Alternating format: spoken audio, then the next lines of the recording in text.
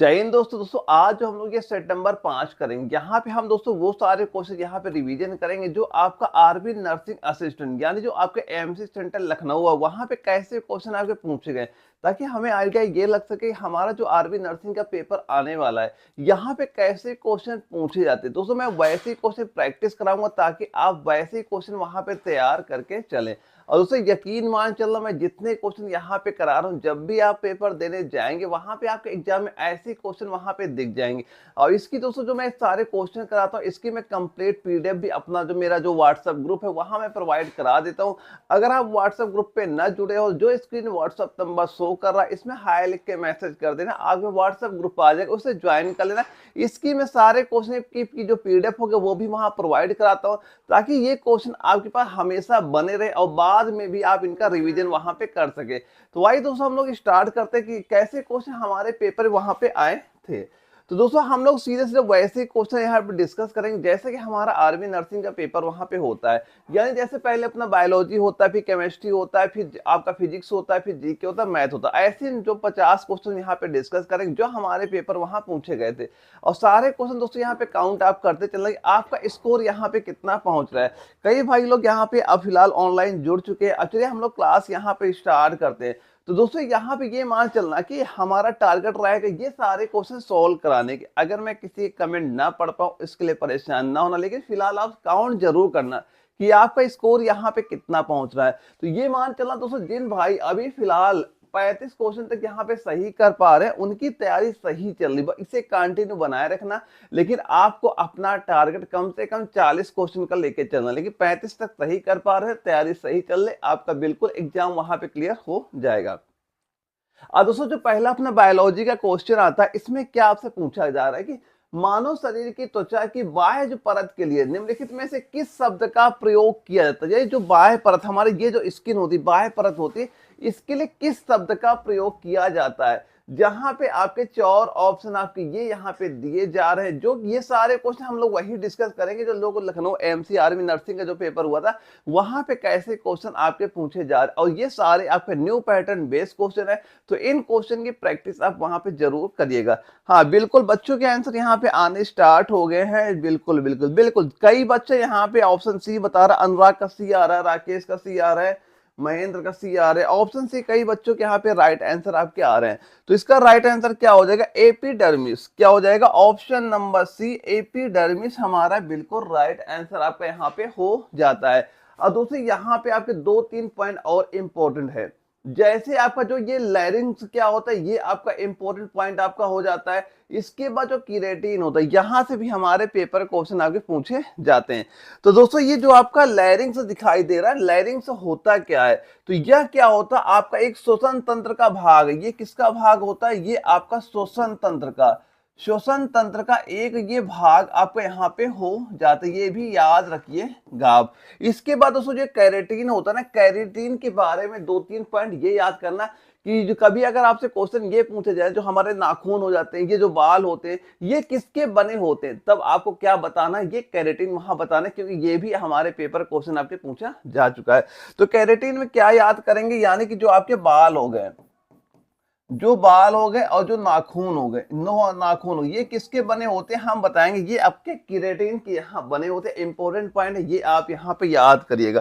और दोस्तों जो आपका ये एपिडर्मिस होता है, जो बाह्य परत होता है, इसका कार्य क्या होता है, कार्य में आप ये हमेशा ध्यान रखना कि जो शरीर को क्षति हो गया या निर्जलीकरण हो गया, इससे बचाने का कार्य यही जो बाह्य परत होती है ये हमारी वहां पे करती है। तो ये सारे पॉइंट भी नोट करते चलना। अगर ये क्वेश्चन हमारे पेपर पूछा गया और कैसे क्वेश्चन आपके पेपर वहां पूछे जा सकते हैं, सारे चीजें हम लोग यहाँ पे देखते हुए चलेंगे। हाँ बिल्कुल भाई, हाँ जो अब मैं ये क्वेश्चन करा रहा हूँ ना, देखो आपका जो पेपर होता है ना, आपके एग्जाम में ये मान चलना कि जैसे 50 क्वेश्चन के पेपर होता है वहां पे, ये मान चलना कि 50 में कम से कम आपके 25 क्वेश्चन आपके रिपीटेड ही क्वेश्चन वहां पूछे जाते हैं। इसीलिए जो मैंने आपको कंप्लीट नोट्स दे रखे हैं, जहां मैंने आपको बता रखा है 2000 से लेकर 2024 तक जितने भी आर्मी के पेपर वहां पे हुए, चाहे जीडी हो, टेक्निकल हो, ट्रेडमैन हो, क्लर्क हो, चाहे नर्सिंग असिस्टेंट हो, वहां पे जितने क्वेश्चन आगे पूछे गए, चाहे साइंस हो, चाहे साइंस में केमिस्ट्री, फिजिक्स, बायोलॉजी, इनके सभी के मैंने 2000 से लेकर 2024 जितने भी पेपर आपके हुए थे, वो सारे मैं आपको इनके प्रीवियस ईयर क्वेश्चन प्रोवाइड करा रहा हूं। अगर केवल वो भी आप तैयार कर लिए होंगे ना, तो 25 क्वेश्चन आप कंफर्म वहीं पे आ जाएंगे, और इंपॉर्टेंट पॉइंट मैं डिस्कस कराता हूं, और उसके साथ मैंने कंप्लीट नोट्स भी आपको दे रखे। बस आप तैयार करिए, आपके एग्जाम में सीधे सीधे क्वेश्चन वहां से आपको दिखेंगे। ठीक है, अब इसके बाद दोस्तों आपका अगला क्वेश्चन यहाँ पे क्या पूछा गया है कि निम्न में से कौन सी एक जल जनित बीमारी है। देखो, ये जो आपका डिसीजेज होती है ना, यहाँ से हमारे पेपर क्वेश्चन पूछे जाते हैं। ठीक है, अब इससे जैसे पूछा जा रहा है, बताओ से कौन सा जल जनित बीमारी आपकी यहाँ पे हो जाएगी। हाँ बिल्कुल, अनुराग का हैजा आ रहा है, बिल्कुल राइट आंसर क्या हो जाएगा, हैजा ही हो जाएगा। ऑप्शन सी इसका बिल्कुल राइट आंसर यहाँ पे आपका हो जाता है। और दोस्तों, अगर आपका जल जनित बीमारी आपकी एक हैजा होती है, अगर कभी आपसे ये क्वेश्चन पूछ ले कि आखिर और कौन सी बीमारी, अभी मान लो हैजा ना दे के हमें कोई अगला ऑप्शन दे देता, तो जल से और हमारी कौन कौन सी बीमारी आपकी होती है। तो दोस्तों, जैसे कि आपका एक डायरिया होती है, क्या एक आप ये भी याद रखिए कि जो आपका डायरिया भी आपका क्या होता है, जल जनित बीमारी होती है। डायरिया क्या होता है, जल जनित बीमारी, आपकी डायरिया भी यहाँ पे हो जाती है। और दोस्तों, जो ये डायरिया होता है ना, इसका कारण क्या होता है, तो दूषित पानी में जो बैक्टीरिया होते हैं, या वायरस होते हैं, या प्रोटोजोआ होते हैं, इससे क्या होता है, डायरिया बीमारी आपकी हो जाती है। और डायरिया बीमारी पे होता है क्या है, इस पे क्या होता है, बार बार पतले दस्त आना या निर्जलीकरण से आपको ये डायरिया यहाँ पे हो जाता है, ये ध्यान रखना। और कभी अगर क्वेश्चन ये पूछा जाए, जो डायरिया होती है ये कौन से बैक्टीरिया के कारण से होती है, तो कौन सा बैक्टीरिया आप यहां पे बताएंगे, बैक्टीरिया के नाम आप ये बताइएगा, ई कोलाई। ई कोलाई जो बैक्टीरिया होता है, इससे आपका डायरिया बीमारी आपकी होती है। और ऐसे ही जो आपका यहाँ पे हैजा, हमारा सही ऑप्शन आपका यहाँ पे दिया जा रहा है, हैजा। तो हैजा दोस्तों जो होता है ना, ये आपका अगर क्वेश्चन पूछा जाए कि हैजा ये किसके कारण से होता है, तो आप कौन सा बैक्टीरिया बताएंगे, तो आप बैक्टीरिया के नाम क्या बताएंगे, विब्रियो। बैक्टीरिया का नाम आप याद करना, क्योंकि बैक्टीरिया को नाम भी हमारे एग्जाम में क्वेश्चन आपके पूछे जाते हैं। तो विब्रियो के द्वारा आपका हैजा होता है। इसके लक्षण क्या होते हैं हैजा के, तो हैजा के दोस्तों लक्षण क्या होते हैं, पानी जैसे पतले दस्त और गंभीर आपका निर्जलीकरण होती है, दस्त बहुत पतली वहां पे जाती है, तो हम बोलते हैं कि हैजा की दिक्कत हमें यहाँ पे चल रही है। अब इसके बाद दोस्तों एक आपका टाइफाइड भी, एक ये पॉइंट याद करना टाइफाइड का, एक पॉइंट और ये याद रखिएगा टाइफाइड का। तो टाइफाइड किससे होता है, तो दोस्तों जो आपका टाइफाइड होता है ना, इसका कारण क्या होता है, तो यहाँ पे क्या बताएंगे, आपका साल्मोनेला एक टाइफी बैक्टीरिया के कारण होता है। अब इसमें क्या होता है, आपका तेज बुखार होता है, पेट दर्द, कमजोरी होती है। इसका कारण दोस्तों ये याद करना कि कौन किसके कारण से आपके होते हैं, ये एग्जाम में क्वेश्चन पूछे थे। तो इसका कारण क्या आप बता देंगे, यहाँ बताएंगे साल्मोनेला, ये याद रखिएगा क्योंकि पेपर यहां से क्वेश्चन पूछे जाते हैं। साल्मोनेला एक टाइफी और यहां पे नोट करिएगा बैक्टीरिया, इसके कारण से आपका यहाँ पे क्या हो जाता है, टाइफाइड की आपका ये बीमारी वहां पे आपकी हो जाती है। दोस्तों यहाँ पे एक हमारा हैजा हो गया, ये आपका डायरिया भी जल से बीमारी होती है, हैजा भी आपकी जल जनित ये बीमारियां आपकी होती है, जो कि हमारे एग्जाम में क्वेश्चन पूछे जाते हैं। इनके दोस्तों जो बैक्टीरिया है ना, ये बैक्टीरिया याद रखिएगा, क्योंकि बैक्टीरिया भी क्वेश्चन पूछे जाते हैं। सीधा पूछेगा जो डायरिया हमें दिक्कत होती है कौन से बैक्टीरिया से होती है, हैजा कौन से बैक्टीरिया से होती है, जो टाइफाइड होता है ये कौन से बैक्टीरिया से हमारा होता है, ये आपके एग्जाम में क्वेश्चन पूछे जाते हैं। सारे जो बैक्टीरिया के नाम भी आपको क्लियर यहाँ पे पता होने चाहिए, पेपर क्वेश्चन यहाँ पूछा जाता है। चलो अगला क्वेश्चन दोस्तों हमारा आता है कि राइबोफ्लोविन का दूसरा नाम क्या है। अब बताओ राइबो जो फ्लोविन होता है इसका दूसरा नाम हमारा क्या होता है। तो जो आपका ये राइबोफ्लोविन होता है तो दूसरा नाम आप क्या बताएंगे यहाँ पे। वैसे बच्चों के आंसर यहाँ पे आने स्टार्ट हो गए, ज्यादा बच्चे यहाँ पे डी नहीं होगा इसका राइट आंसर। नोट करना कि इसका क्या होता है, जो बी कॉम्प्लेक्स, जो आपका जो विटामिन में बी कॉम्प्लेक्स है ना बहुत ही इंपॉर्टेंट है। यहां से अक्सर हमारे क्वेश्चन आपके बी कॉम्प्लेक्स से पूछे थे, क्योंकि बच्चा क्या होता है vitamin A B C D ये तो पढ़े रहता है, लेकिन जो आपका बी कॉम्प्लेक्स है ना इसके अन्य नाम सारे याद करना कि विटामिन जो बी कॉम्प्लेक्स है इनके जो अन्य नाम है सारे याद करना। यहां से एग्जाम में क्वेश्चन पूछे जाते हैं। हाँ विटामिन बी2 बिल्कुल अनुराग आपका बी2 बिल्कुल राइट आंसर यहाँ पे हो जाएगा। तो क्या आप राइट आंसर बता देंगे, vitamin B2, option number D इसका बिल्कुल राइट आंसर यहाँ पे आपका हो जाता है। दोस्तों यहाँ पे एक बात ये ध्यान रखना कि जो इनके विटामिन होते हैं ना, इनके अन्य नाम हमेशा सभी के याद कर लेना। बी जो कॉम्प्लेक्स होता है बहुत ही आपका इंपॉर्टेंट हो जाता है। जैसे कभी अगर आपसे ये क्वेश्चन पूछ लिया जाए, जो आपका विटामिन B1 पूछ ले, या फिर आपका जो विटामिन आपसे कभी B3 पूछ ले, या फिर जो आपका विटामिन आपका B5 है इसका अन्य नाम बता दो, या फिर आप बताओ जो आपका विटामिन B6 है इसका अन्य नाम बताओ, या फिर जो आपका विटामिन B7 है इसका अन्य नाम बताओ, या फिर जो आपका विटामिन आपका एक नोट करना B9 इसका अन्य नाम बताओ, या फिर ये बताओ विटामिन आपका जो B12 है इसका अन्य नाम। दोस्तों इनके जो अन्य नाम होते हैं ना, ये आप याद रखना। यहाँ से एग्जाम में क्वेश्चन बहुत बार पूछे जाते हैं। अगर आपको याद है बहुत अच्छी बात, अगर चीजें ना याद हो तो अभी मैं जो चीज बता रहा हूँ इसकी स्क्रीनशॉट ले लेना और ध्यान से पढ़ लेना, रिवीजन जरूर कर लेना, क्योंकि इंपॉर्टेंट सारी चीजें हमारी ये आपकी हो जाती हैं। तो दोस्तों कभी अगर विटामिन B1 का अन्य नाम आपसे पूछेगा तो आप क्या बताएंगे? आप कहेंगे सर इसका अन्य नाम क्या हो जाएगा? थायमीन। अन्य नाम इसका नोट कर लेना, क्या बताएंगे आप? इसका अन्य नाम बता दीजिएगा, थायमीन इसका अन्य नाम यहाँ पे आपका हो जाएगा। क्या बताएंगे? आप बता दीजिएगा, थायमीन इसका अन्य नाम हो जाएगा। और जो विटामिन B3 है इसका अन्य नाम क्या बताएंगे? नियासिन। क्या अन्य नाम बता देंगे? इसका अन्य नाम नोट कर लेना, नियासिन हो जाएगा। विटामिन B5 का अन्य नाम क्या बताएंगे? यहाँ पे आप नोट कर लेना, क्या? पेंटो, नोट करना, पेंटोथेनिक। पेंटोथेनिक ये नाम यहाँ पे नोट करना, जो कि आपका इंपॉर्टेंट है। और B6 का क्या बता देंगे? यहाँ बताएंगे आप क्या? पाइरिडॉक्सिन। पाइरिडॉक्सिन, ये पॉइंट आप यहाँ पे इसका नोट कर लेना। और जो विटामिन B7 इसका अन्य नाम क्या बता देंगे? इसका नाम बता देना आप बायोटीन। क्या बता देंगे? इसका बायोटीन बता देंगे। और B9 का अन्य नाम क्या बताएंगे? फोलिक। इसका अन्य नाम याद रखिए, क्या हो जाएगा? फोलिक आपका हो जाता है। और विटामिन B जो 12 है इसका अन्य नाम क्या हो जाएगा? यहाँ पे नोट करना, कोबालामीन। कोबालामीन, कोबालामीन। ये सारे वो पॉइंट हैं जो अक्सर हमारे एग्जाम में क्वेश्चन आपके पूछे जाते हैं। तो ये आपके जो बी कॉम्प्लेक्स है ना, बहुत ही इंपॉर्टेंट होता है हमारे पेपर, अक्सर क्वेश्चन यहाँ से आपके पूछे जाते हैं। तो जो चीजें बता रहा हूँ ध्यान से नोट करना, अगर आती है बहुत अच्छी बात है, अगर कोई पॉइंट ना याद हो तो याद कर लेना, ना भी स्क्रीनशॉट लेना, कि ताकि हम बाद में उसे एक बार देख लें। ठीक है, हाँ बिल्कुल भाई, जो मैं क्वेश्चन करा रहा हूँ ना अनुराग, यहाँ से आपके एग्जाम में क्वेश्चन दिखेंगे। बस जो चीजें मैं जैसे बता रहा हूँ आपके एग्जाम तक उतनी तैयारी कर लो, आपके एग्जाम में हमेशा ऐसे क्वेश्चन आपको देखने को हमेशा आपको मिल जाएंगे। अब इसके बाद दोस्तों एक अगला क्वेश्चन पूछा गया कि निम्नलिखित में से कौन सा बैक्टीरिया वायुमंडलीय नाइट्रोजन को फिक्स करने में सहायता करता है? बताओ कौन सा बैक्टीरिया यहाँ पे आपका हो जाएगा राइट आंसर? इन 4 ऑप्शन में कौन सा राइट आंसर यहाँ पे हो जाएगा? ज्यादा बच्चे ऑप्शन सी यहाँ पे राइट आंसर यहाँ पे दे रहे। देखो इसका राइट आंसर क्या हो जाएगा?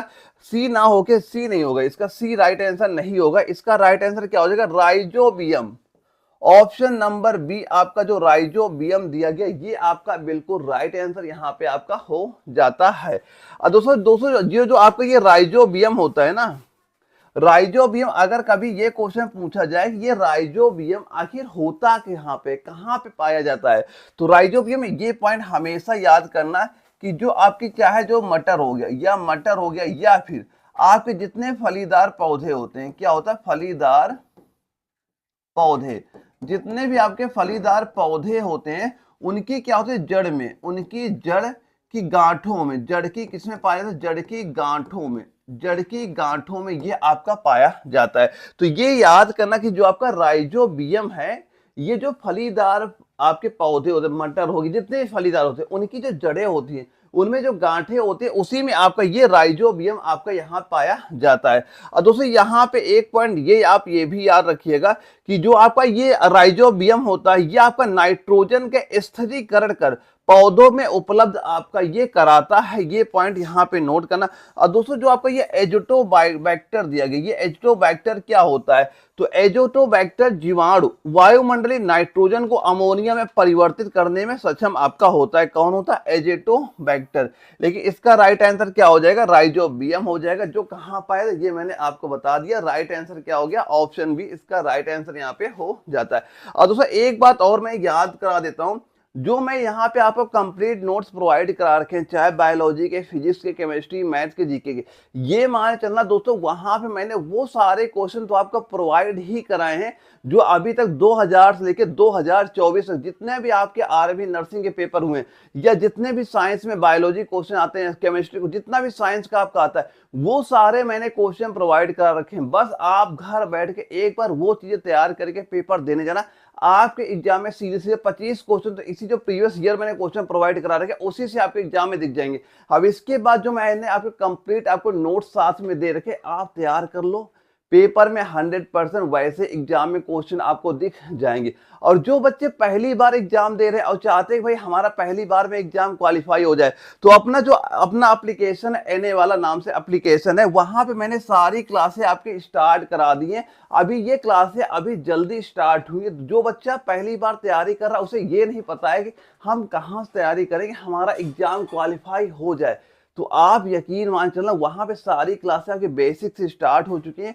आप ज्वाइन कर, जहां मैं खुद गाइड करता हूं भाई ये टॉपिक ज्यादा क्वेश्चन पूछे जाते हैं, ये आपका इंपॉर्टेंट टॉपिक होता है और ये चीज आप तैयार करिए, आपके एग्जाम में सीधे सीधे क्वेश्चन आपको दिख जाएंगे। और दोस्तों जो अपना ये एप्लीकेशन बैच है ना, यहाँ पे आपको क्या क्या मैं प्रोवाइड करा रहा हूँ, एक तो मैं आपको सारे क्वेश्चन प्रोवाइड करा रहा हूँ साथ 2024 जितने क्वेश्चन आए और कंप्लीट नोट्स प्रोवाइड करा रहा हूँ और 50 प्रैक्टिस सेट आपको साथ साथ इसमें प्रोवाइड करा रहा हूँ, जो कि आपके 50 केवल सेट ही नहीं है, ये मान चलना कि 50 आरबी नर्सिंग के जो पेपर है उन्हीं के मैंने प्रैक्टिस सेट बना रखा है ताकि बच्चा उन क्वेश्चन में प्रैक्टिस कर सके जो जिसकी हम वहां पे तैयारी कर रहे हैं। तो ये सारे बैच जो पहली बार तैयारी कर रहा है, जिसे ये नहीं पता सर हम कहाँ से तैयारी करें, कैसे करें एग्जाम क्वालिफाई हो जाए, और जो बच्चा 2-3 बार तैयारी कर रखा है उसके लिए यही नोट्स बेस्ट है। आप घर बैठ कर तैयारी करो, आपके पेपर सीधे सीधे क्वेश्चन यहाँ से आपको नजर आ जाएंगे।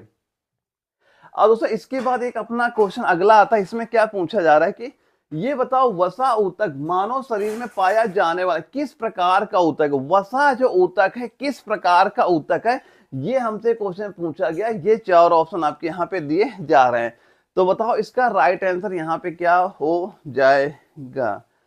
और यहाँ पे एक है अंकुर भाई। हाँ अंकुर भाई ये बताएं सर मैंने, हाँ भाई आपने बैच देखा, आपको सारी चीजें वहां प्रोवाइड हो गई, बस आप वो तैयार करो, ठीक है। आप पेपर देने जाएगा फिर बताना कि यहाँ से क्वेश्चन आपको दिखे कि नहीं दिखे, आपने जो नोट्स लिख रखे हैं, तो आपके नोट से जो चीजें बता रखी वहां सीधे सीधे क्वेश्चन आपको वहां पे दिख जाएंगे। तो इसका राइट आंसर आप क्या बता देंगे, वसा ऊतक मानव शरीर में पाया जाने वाला किस प्रकार का ऊतक हो जाएगा। तो आप बताएंगे ये आपका कैसा ऊतक होता है, संयोजी ऊतक होता है। ऑप्शन डी इसका बिल्कुल राइट आंसर आपका यहाँ पे हो जाता है। और दोस्तों जो आपके ऊतक होते हैं ना, ऊतक कितने प्रकार के होते हैं, कभी क्वेश्चन पूछा जाए आखिर ऊतक के प्रकार कितने होते हैं, ऊतक के कितने प्रकार आप बताएंगे। ऊतक के आपके टोटल आपके 3 प्रकार आपके ऊतक के यहाँ पे होते हैं। और कौन कौन से प्रकार होते हैं, जैसे कि एक आपका क्या होता है क्रेंटिव, एक ऊतक आप क्या बता दिया क्रेक्टिव, बता दो लिख दो यहाँ पे।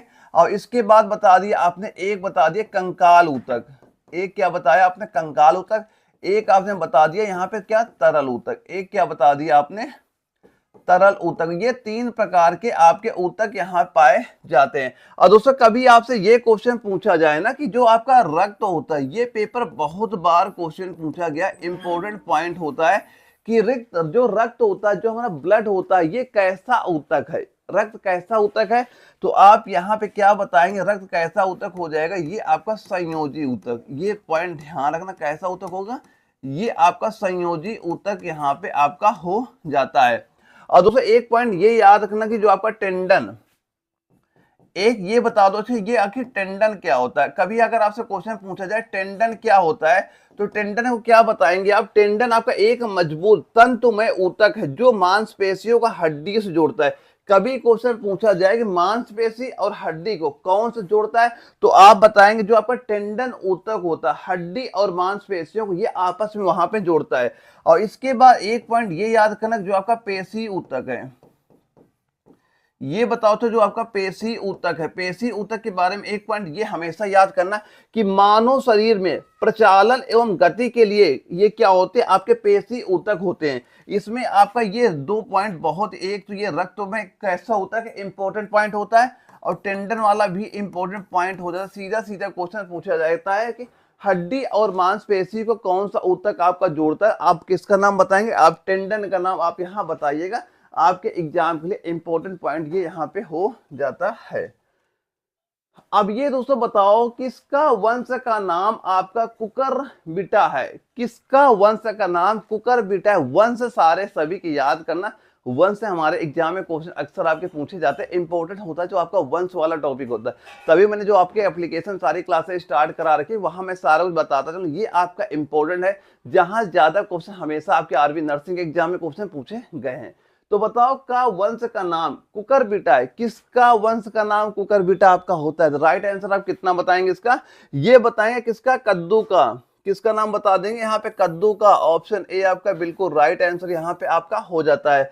चलो कद्दू का पूछा गया, ठीक है। अगर कभी आपसे ये क्वेश्चन पूछ ले, आखिर ये बता दो, अच्छा जो बैंगन का, अगर कभी आपसे ये क्वेश्चन पूछ लिया जो और 4 ऑप्शन यहाँ पे दिए गए, बैंगन का बता दो, या फिर आप बता दो आलू का, या फिर हमें बताओ आलू का, या फिर बता दो जो टमाटर का, या फिर हमें बता दो टमाटर का।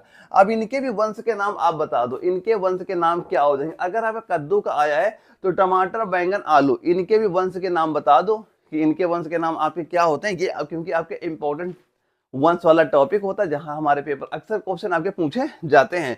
तो बैंगन का आप क्या बताएंगे? बैंगन में आप यहाँ पे क्या निकला, यहाँ पे लिख लेना सोलनम। क्या लिखेंगे यहाँ पे? सोलनम मेलोजेना। सोलनम मेलोजेना एल, मेलोजेना एल, ये आप किसका हो जाएगा? बैंगन का आपका वंश का नाम यहाँ पे हो जाता है। और आलू के वंश का नाम क्या लिख लेंगे? यहाँ पे आप सीधा सीधा क्या नोट करेंगे? सोलनम और ट्यूबरोसम, ये नाम आप यहाँ पे याद कर लेना। अब इसके बाद टमाटर का क्या हो जाएगा? आप क्या बताएंगे यहाँ पे? आप बताएंगे क्या?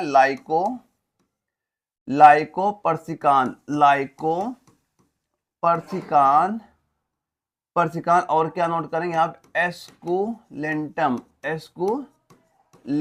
ये नाम आप यहाँ पे याद कर लेना। ये वो सारे नाम हैं जो आपके एग्जाम में, क्योंकि वंश हमारा इंपॉर्टेंट टॉपिक होता है, जहां से अक्सर आपके एग्जाम में क्वेश्चन पूछे जाते हैं। ये सारे वंश के नाम अगर याद है तो अच्छी बात नहीं, एक बार स्क्रीनशॉट ले लेना।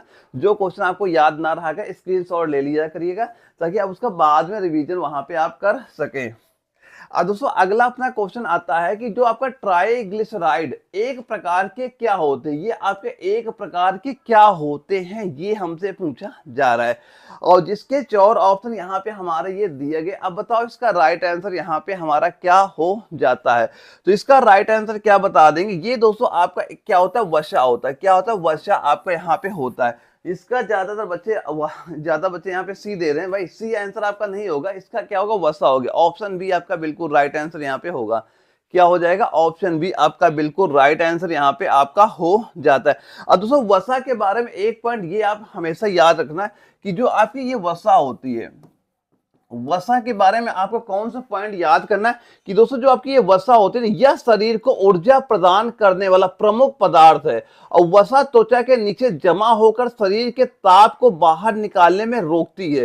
तो ये पॉइंट हमेशा याद करना कि आखिर जो वसा का यूज क्या होता है, वसा का यूज आप क्या बताएंगे? यह शरीर को ऊर्जा प्रदान करने वाला प्रमुख पदार्थ होता है, और वसा त्वचा के नीचे जमा होकर शरीर के ताप को बाहर निकालने में ये आपका मदद वहां पे करता है। और दोस्तों यहाँ पे अगर विटामिन की बात है, अगर कभी ये क्वेश्चन पूछा जाए आखिर जो विटामिन होती है, विटामिन का यूज हमारे शरीर में क्या होता है? तो विटामिन का यूज क्या बताएंगे? शरीर की रक्षा के लिए आवश्यक है। तथा क्या हो जाएगा? विटामिन क्या होता है? शरीर की रक्षा के लिए। यानी कि अगर आप मान लो कभी होता, कई बच्चा क्या होता है बार बार बीमार पड़ रहा है, तो ये होता है डॉक्टर के पास जाता है, डॉक्टर से ये सलाह देते हैं, विटामिन की टेबलेट वहां पे लिखते हैं, भाई आपके अंदर विटामिन की कमी है, तभी आप बार बार बीमार वहां पड़ रहे हैं। तो ये क्या करता है? विटामिन क्या करता है? शरीर की रक्षा हमें कराता है। और दोस्तों एक पॉइंट ये याद करना, जो क्वेश्चन पूछे जाता है जो आपकी विटामिन होती है, अब ये बताओ विटामिन की खोज किसने की? तो विटामिन खोज किसने की? आप किसका नाम बता देंगे? फंक ने विटामिन की खोज की थी। ये पॉइंट भी इंपॉर्टेंट है, आप याद करना कि जो आपका विटामिन की खोज किसने की है, इंपॉर्टेंट पॉइंट आपका ये यहाँ पे हो जाता है, याद रखिएगा ये पॉइंट। अगला क्वेश्चन दोस्तों आता है कि निम्नलिखित में से कौन सा जानवर बिल में नहीं रहता है। अब ये 4 ऑप्शन दिए गए हैं, वैसे ज्यादा बच्चे अपने तो मान लो विलेज साइड के होते हैं, तो आप बताओ इनमें से कौन सा जानवर ऐसा है जो विलेज वो बिल के अंदर नहीं रहता है। तो राइट आंसर आप यहाँ पे क्या बताएंगे? काफी बच्चे खरगोश आंसर बता रहे हैं, खरगोश बिल के अंदर नहीं रहता है। चलो देखो इसका राइट आंसर क्या हो जाएगा, आपका खरगोश नहीं हो, कछुआ जो होता है ना, कछुआ, ये बिल के अंदर आपका नहीं रहता है। तो ऑप्शन ए आपका बिल्कुल राइट आंसर हो जाएगा। अब ये सारे सारे आपके बिल के अंदर ही रहते हैं, जब मान लो गड्ढा हो कुछ भी हो बिल के अंदर रहते हैं, लेकिन जो केचुआ होता है ये आपका बिल के अंदर आपका नहीं रहता है। तो दोस्तों जो कछुआ होता है ये कहाँ पे आपका रहता है? तो आप क्या बताएंगे? ये जो आपका जो कछुआ होता है ये आपका जल एवं थल, ये दोनों में आपका यहाँ पे रहता है। और दोस्तों जो आपका कछुआ होता है, इसके बाद एक पॉइंट ये यहाँ पे याद करना कि ये कैसा होता है? असमतापी। असमतापी कछुआ कैसा होता है? असमतापी आपका होता है। एक पॉइंट ये याद रखना कि ये कैसा हो जाता है? सरीसृप। ये कैसा यहाँ पे क्या याद करेंगे? ये आपका सरीसृप होगा। और सरीसृप कैसा हो जाएगा? अंडे देने वाला, अंडे देने वाला। ये पॉइंट यहाँ पे याद करना कि जो कछुआ होता है किसमें आता है? ये आपका सरीसृप में आता है। और ये भी याद रखना कि आपका अंडे वहां पे देता है। ये सारे कछुआ के पॉइंट यहाँ पे नोट कर लें, ये सारे आपके इंपॉर्टेंट हो जाते हैं। कछुआ कहाँ पे रहता है? जल और थल में रहता है। कछुआ कैसा होता है? असमतापी होता है। ये आपका सरीसृप होता है जो कि आपका अंडे वहां पे देता है। ये सारे आपके इंपॉर्टेंट पॉइंट यहाँ पे हो जाते हैं। अगला क्वेश्चन हमारा आता है, ये बताओ विकासवाद का सिद्धांत निम्नलिखित में से किसने दिया? अब बताओ विकासवाद का सिद्धांत किसने आपका दिया था? तो विकासवाद का सिद्धांत किसने दिया था? क्या राइट आंसर बताएंगे? ज्यादा बच्चे यहाँ पे ऑप्शन सी बता रहे हैं कि ऑप्शन सी आपका राइट आंसर होगा। चलो देखो इसका राइट आंसर क्या हो जाएगा? विकासवाद का जो सिद्धांत है निम्नलिखित में से किसने दिया था? तो राइट आंसर क्या बताएंगे आप? Charles Robert Darwin. Option B इसका बिल्कुल राइट आंसर यहाँ पे आपका हो जाता है। तो क्या हो जाएगा? चार्ल्स रॉबर्ट डार्विन ने आपका जो विकासवाद का सिद्धांत वहां पे आपका दिया था। और दोस्तों कभी आपसे ये क्वेश्चन पूछा जाए कि ये बताओ अच्छा जो ग्रेगर जॉन मेंडल है इन्होंने क्या बताया था? तो इनके बारे में क्या याद रखना कि इन्होंने क्या बताया था? आनुवांशिकता का नियम बताया। इन्होंने क्या बताया था? आनुवांशिकता का नियम इन्होंने बताया था। ये पॉइंट यहाँ पे याद रखना। और दोस्तों जो आपके अल्बर्ट आइंस्टीन है इनके बारे में एक पॉइंट इन्होंने क्या बताया था? इन्हें बताइएगा सापेक्षता का सिद्धांत। सापेक्षता का सिद्धांत, ये पॉइंट यहाँ पे याद रखिएगा। सापेक्षता का सिद्धांत कभी आपसे क्वेश्चन पूछा जाए कि सापेक्षता का सिद्धांत किसने दिया, हम बताएंगे अल्बर्ट आइंस्टीन ने। और ग्रेगर जॉन मंडल ने क्या बताया? आनुवांशिकता का नियम बताया था। और चार्ल्स रॉबर्ट डार्विन ने क्या बताया? विकासवाद का सिद्धांत के बारे में इन्होंने बताया था। ये सारे वो चीजें हैं जो आप ध्यान से नोट करना, जो पेपर अक्सर हमारे क्वेश्चन पूछे जाते हैं। अगले क्वेश्चन पूछा जा रहा है कि हृदय के एक चक्र में मछली का हृदय रक्त कितनी बार गुजरता है? हृदय के एक चक्र में मछली के हृदय से रक्त कितनी बार चल घूमता है? ये क्वेश्चन यहाँ पूछा गया है। तो इसका राइट आंसर आप कितना यहाँ बता देंगे? ये बता दीजिए। राइट आंसर आप इसका क्या बताएंगे? वो बताएंगे आपका कितनी बार? एक ही बार। ऑप्शन ए आपका बिल्कुल राइट आंसर यहाँ पे आपका हो जाता है। और दूसरा कभी आपसे ये क्वेश्चन पूछा जाए कि जो मछली का हृदय होता है ये कितने कक्ष का होता है? मछली का हृदय कितने कक्ष का होता है? तो आप क्या बताएंगे? मछली का जो हृदय होता है आपका 2 कक्ष का होता है। कितने कक्ष का होगा? 2 कक्ष का होता है। और मछली के हृदय में रक्त एक ही बार जाता है, क्योंकि पहले ऑक्सीजन रहित रक्त आलिंद में जाता है और फिर गलफड़ों और नीले की तरफ पंप आपका हो जाता है। तो आप क्या बताएंगे? जो मछली का हृदय है उसमें रक्त एक ही बार जाएगा। और कभी ये क्वेश्चन पूछा जाए उसका जो हृदय होता है कितने कक्षीय होता है? तो आप बताएंगे 2 कक्षीय आपका हृदय वहां पे आपका हो जाता है। ठीक है। अगले क्वेश्चन पूछा गया कि पौधों के विभिन्न पहलुओं के वैज्ञानिक अध्ययन को क्या कहा जाता है? दोस्तों आप कम से कम वैसे क्वेश्चन की प्रैक्टिस जरूर किया करिए जो आपके आर्मी नर्सिंग एग्जाम में क्वेश्चन पूछे जाते हैं, क्योंकि ये आपके इंपॉर्टेंट क्वेश्चन होते हैं जो कि बार बार आपके एग्जाम में क्वेश्चन यहाँ पे रिपीट आपका हुआ करता है। तो पौधे के विभिन्न पहलुओं के वैज्ञानिक अध्ययन को क्या कहा जाता है? ये बताओ। इसका राइट आंसर यहाँ पे क्या हो जाएगा? तो इसके अध्ययन को क्या कहा जाता है? आप राइट आंसर क्या बताएंगे? हम बताएंगे इसका वनस्पति विज्ञान। ऑप्शन सी इसका बिल्कुल राइट आंसर आपका यहाँ पे हो जाता है। और कभी अगर आपसे ये क्वेश्चन पूछा जाए कि वनस्पति विज्ञान के जनक कौन है, अगर कभी आपसे ये क्वेश्चन पूछ लिया जाए, अच्छा ये बताओ वनस्पति विज्ञान के जनक कौन हो जाएंगे, तो आप राइट आंसर क्या बताएंगे? थियोफ्रेस्टस। किसका आंसर बताएंगे? आप यहाँ बताएंगे क्या? थियोफ्रेस्टस। ये आंसर आप यहाँ पे बता दीजिएगा, ये भी आपका इंपॉर्टेंट पॉइंट यहाँ पे आपका हो जाता है। अब इसके बाद दोस्तों हमारा अगला क्वेश्चन आता है कि निम्नलिखित में से किस गैस को ग्रीन हाउस गैस के रूप में नहीं जाना जाता? अब बताओ कौन सी गैस ऐसी है जिसे ग्रीन हाउस गैस के नाम से आपको ये नहीं जानी जाती है? इन चार ऑप्शन में बताना है कि राइट आंसर यहाँ पे क्या हो जाएगा। सीओएम का ऑप्शन सी राइट आंसर आ रहा है। चलो देखो इसका राइट आंसर कितना हो जाएगा। तो इसका क्या राइट आंसर हो जाएगा? जो आपकी ऑक्सीजन है ना, ऑक्सीजन ग्रीन हाउस गैस में आपकी नहीं आती। ऑप्शन सी आपका बिल्कुल राइट आंसर आपका यहाँ पे हो जाता है। इसके बाद कार्बन डाइऑक्साइड, मीथेन और जल वाष्प, ये सारे आपके ग्रीन हाउस में आपके वहां पे आ जाते हैं। एक क्वेश्चन ये भी आपका एग्जाम में क्वेश्चन पूछा था कि जो हमारा वायुमंडल है इसमें ऑक्सीजन की कितनी मात्रा यहाँ पे होती है? तो जो आपकी ऑक्सीजन O2 की वायुमंडल मात्रा क्या बताएंगे? आप बताएंगे ये आपकी 21% आपकी होती है। और कभी अगर आपसे ये क्वेश्चन पूछा जाए कार्बन डाइऑक्साइड की मात्रा क्या होती है, तो आप क्या बताएंगे? यहाँ पे बताएंगे क्या? 0.03% आप यहाँ बता देंगे। और दोस्तों आप जो मीथेन गैस होती है, मीथेन के बारे में एक पॉइंट ये याद रखना कि मीथेन एक ग्रीन हाउस गैस है तथा यह प्राकृतिक गैस के प्राथमिक घटक भी आपकी होती है। ये पॉइंट याद करना कि ऑक्सीजन की मात्रा वायुमंडल में कितनी है, हम बताएंगे 21% बता देंगे। और ऑक्सीजन आपका एक ग्रीन हाउस गैस के रूप में आपकी नहीं पाई जाती, ये भी हम चीज याद रखेंगे। ठीक है, अगले क्वेश्चन पूछा जा रहा है किसी भी खाद्य श्रृंखला में शीर्ष स्तर पर कौन कब्जा कर लेता है? तो ये तो भाई शायद कोई बच्चा यहाँ गलत आंसर बताएगा। हाँ बिल्कुल, वैसे हाँ यही उम्मीद भी हमें थी कि सारा बच्चा इसका राइट ही आंसर यहाँ बताएगा। सारे बच्चों का राइट आंसर आ जाएगा, क्या हो जाएगा उसका? मनुष्य ही आपका हो जाएगा।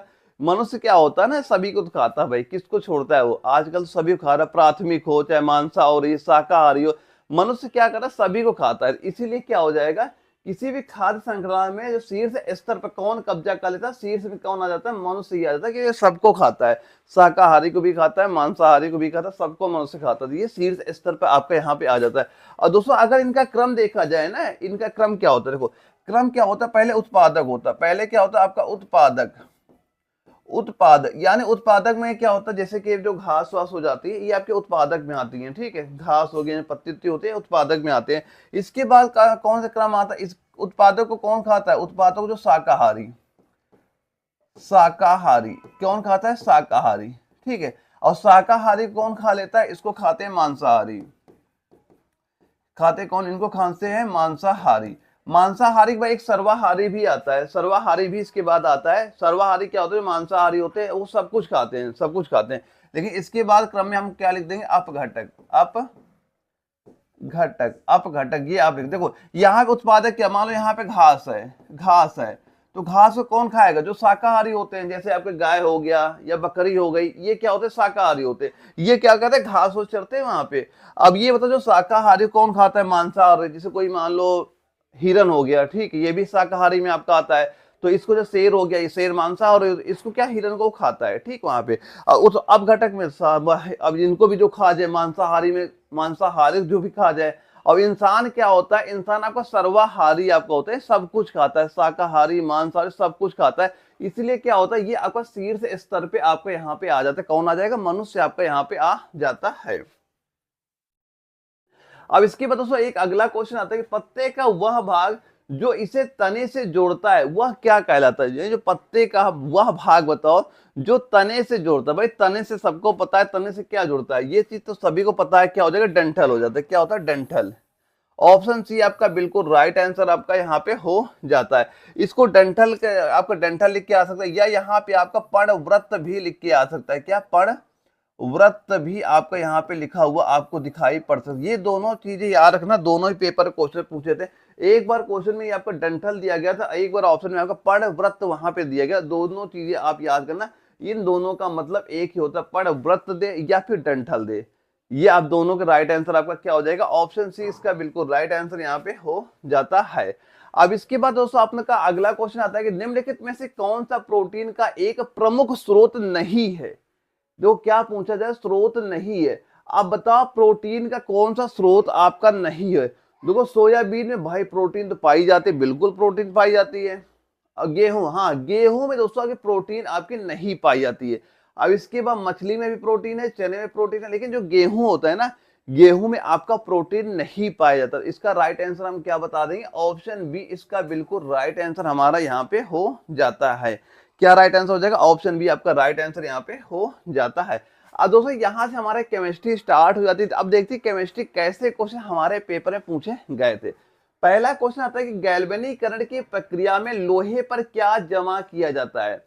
अब बताओ गैल्वेनीकरण प्रक्रिया क्यों की जाती है, ये बता दो। देखो ये क्या होता है, जैसे कि वो लोहा हो जाता है, लोहा का आप देखा होगा थोड़ी भी उसमें मान लो हवा लगती है, नमी लगती है, उसमें क्या होता है, जंग लग जाता है। जंग लग जिससे क्या होता है, वो लोहा खराब हो जाता है। अब ये लोहा खराब ना हो, इसमें क्या किया था, गैल्वेनीकरण इसका किया जाता है। अब इसका इसके इनमें राइट आंसर आपका क्या हो जाएगा, इंपॉर्टेंट क्वेश्चन है कि पेपर में बहुत बार ये क्वेश्चन हमारे पेपर में पूछा भी जा चुका है। तो गैल्वेनीकरण की प्रक्रिया में लोहे पर क्या जमा किया जाता है, आप क्या बताएंगे, जस्ता की क्या चढ़ाई जाती है, जस्ता की एक लेप, ये जस्ता की एक परत आपकी वहां पे चढ़ाई दी जाती है। ऑप्शन ए इसका बिल्कुल राइट आंसर आपका वहां पे हो जाता है। और जिससे क्या होता है, इसका जो जंग लगना कम हो जाता है, या तो जंग नहीं लगता है, जिससे वो हमारा लोहा क्या होता है, सुरक्षित आपका बचा रहता है। तो ये राइट आंसर क्या होता है, जस्ता आपका राइट आंसर यहाँ पे हो जाता है। अगला क्वेश्चन बताना कि तांबे के बर्तन पर हवा के संपर्क में आने पर हरे रंग का लेप किसका मिश्रण होता है। इन चार ऑप्शन को ध्यान से पढ़ो, फिर बताओ ये आपका किसका मिश्रण यहाँ पे आपका होता है। इन चार ऑप्शन में हमारा राइट आंसर आपके यहाँ पे क्या हो जाता है। तो राइट आंसर आप कितना इसमें बताएंगे, ये बताएंगे आप कापर कार्बोनेट और कापर हाइड्रोक्साइड। क्या बताएंगे, ऑप्शन नंबर ए इसका बिल्कुल राइट आंसर यहाँ पे आपका हो जाता है। क्या राइट आंसर बताएंगे, ऑप्शन ए आपका बिल्कुल राइट आंसर यहाँ पे हमारा हो जाता है। ये आप ऑप्शन ए आपका राइट आंसर यहाँ पे हो जाता है। दोस्तों आप प्रैक्टिस करिए यहाँ पे। अब दोस्तों मैं सारी क्लासें भी आपको वो कराने वाला हूँ जो कि आपके मैं टॉपिक वाइज कराऊंगा। सारे जो आपके आरबी नर्सिंग असिस्टेंट एग्जाम में कौन कौन से टॉपिक क्वेश्चन आपके पूछे जाते हैं, वो सारे मैं क्वेश्चन कराते वाला हूँ। सारे क्लासें कल से वहां पे स्टार्ट हो जाएंगी, जहां पे सारे मैं टॉपिक वाइज आपको क्वेश्चन वहां पे कराऊंगा। बस दोस्तों आप लोगों को सपोर्ट चाहिए, वीडियो को लाइक करना, जितना हो सके उतना शेयर करिए, ताकि कोई बच्चा अगर घर बैठे तैयारी करना चाहे वो तैयारी कर सकता है। बस जो चीजें बता रहा हूं इसे फॉलो कर लेना, आपके एग्जाम में सीधे सीधे क्वेश्चन यहाँ से आपको दिख वहां पे जाएंगे।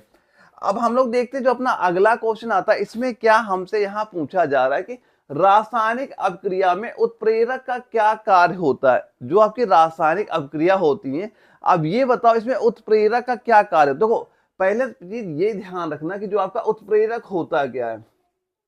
दोस्तों उत्प्रेरक क्या होता है ना, उत्प्रेरक एक चीज ये ध्यान रखना कि उत्प्रेरक क्या होता है, जैसे कोई रासायनिक अभिक्रिया करता है तो उसकी गति को या तो बढ़ाएगा या तो कम करेगा या फिर उसमें कुछ भी करेगा, लेकिन क्या होता है उत्प्रेरक वो आपका जैसा तैसा हमेशा बना रहता है।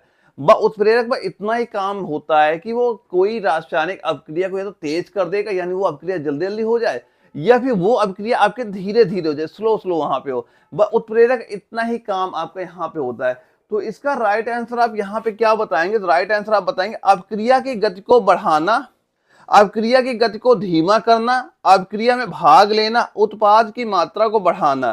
तो इसको देखो, इसमें देखो यहाँ पे आपका कुछ दोनों आपके ये दोनों के दोनों आंसर हमारे यहाँ पे राइट होने चाहिए।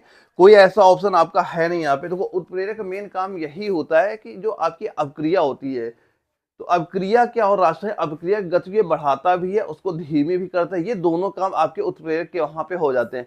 लेकिन जब ये पेपर क्वेश्चन आपका लखनऊ में एएमसी वहां पूछा गया तो वहां पे आपका अभिक्रिया को बढ़ाना वहां पे राइट किया गया था।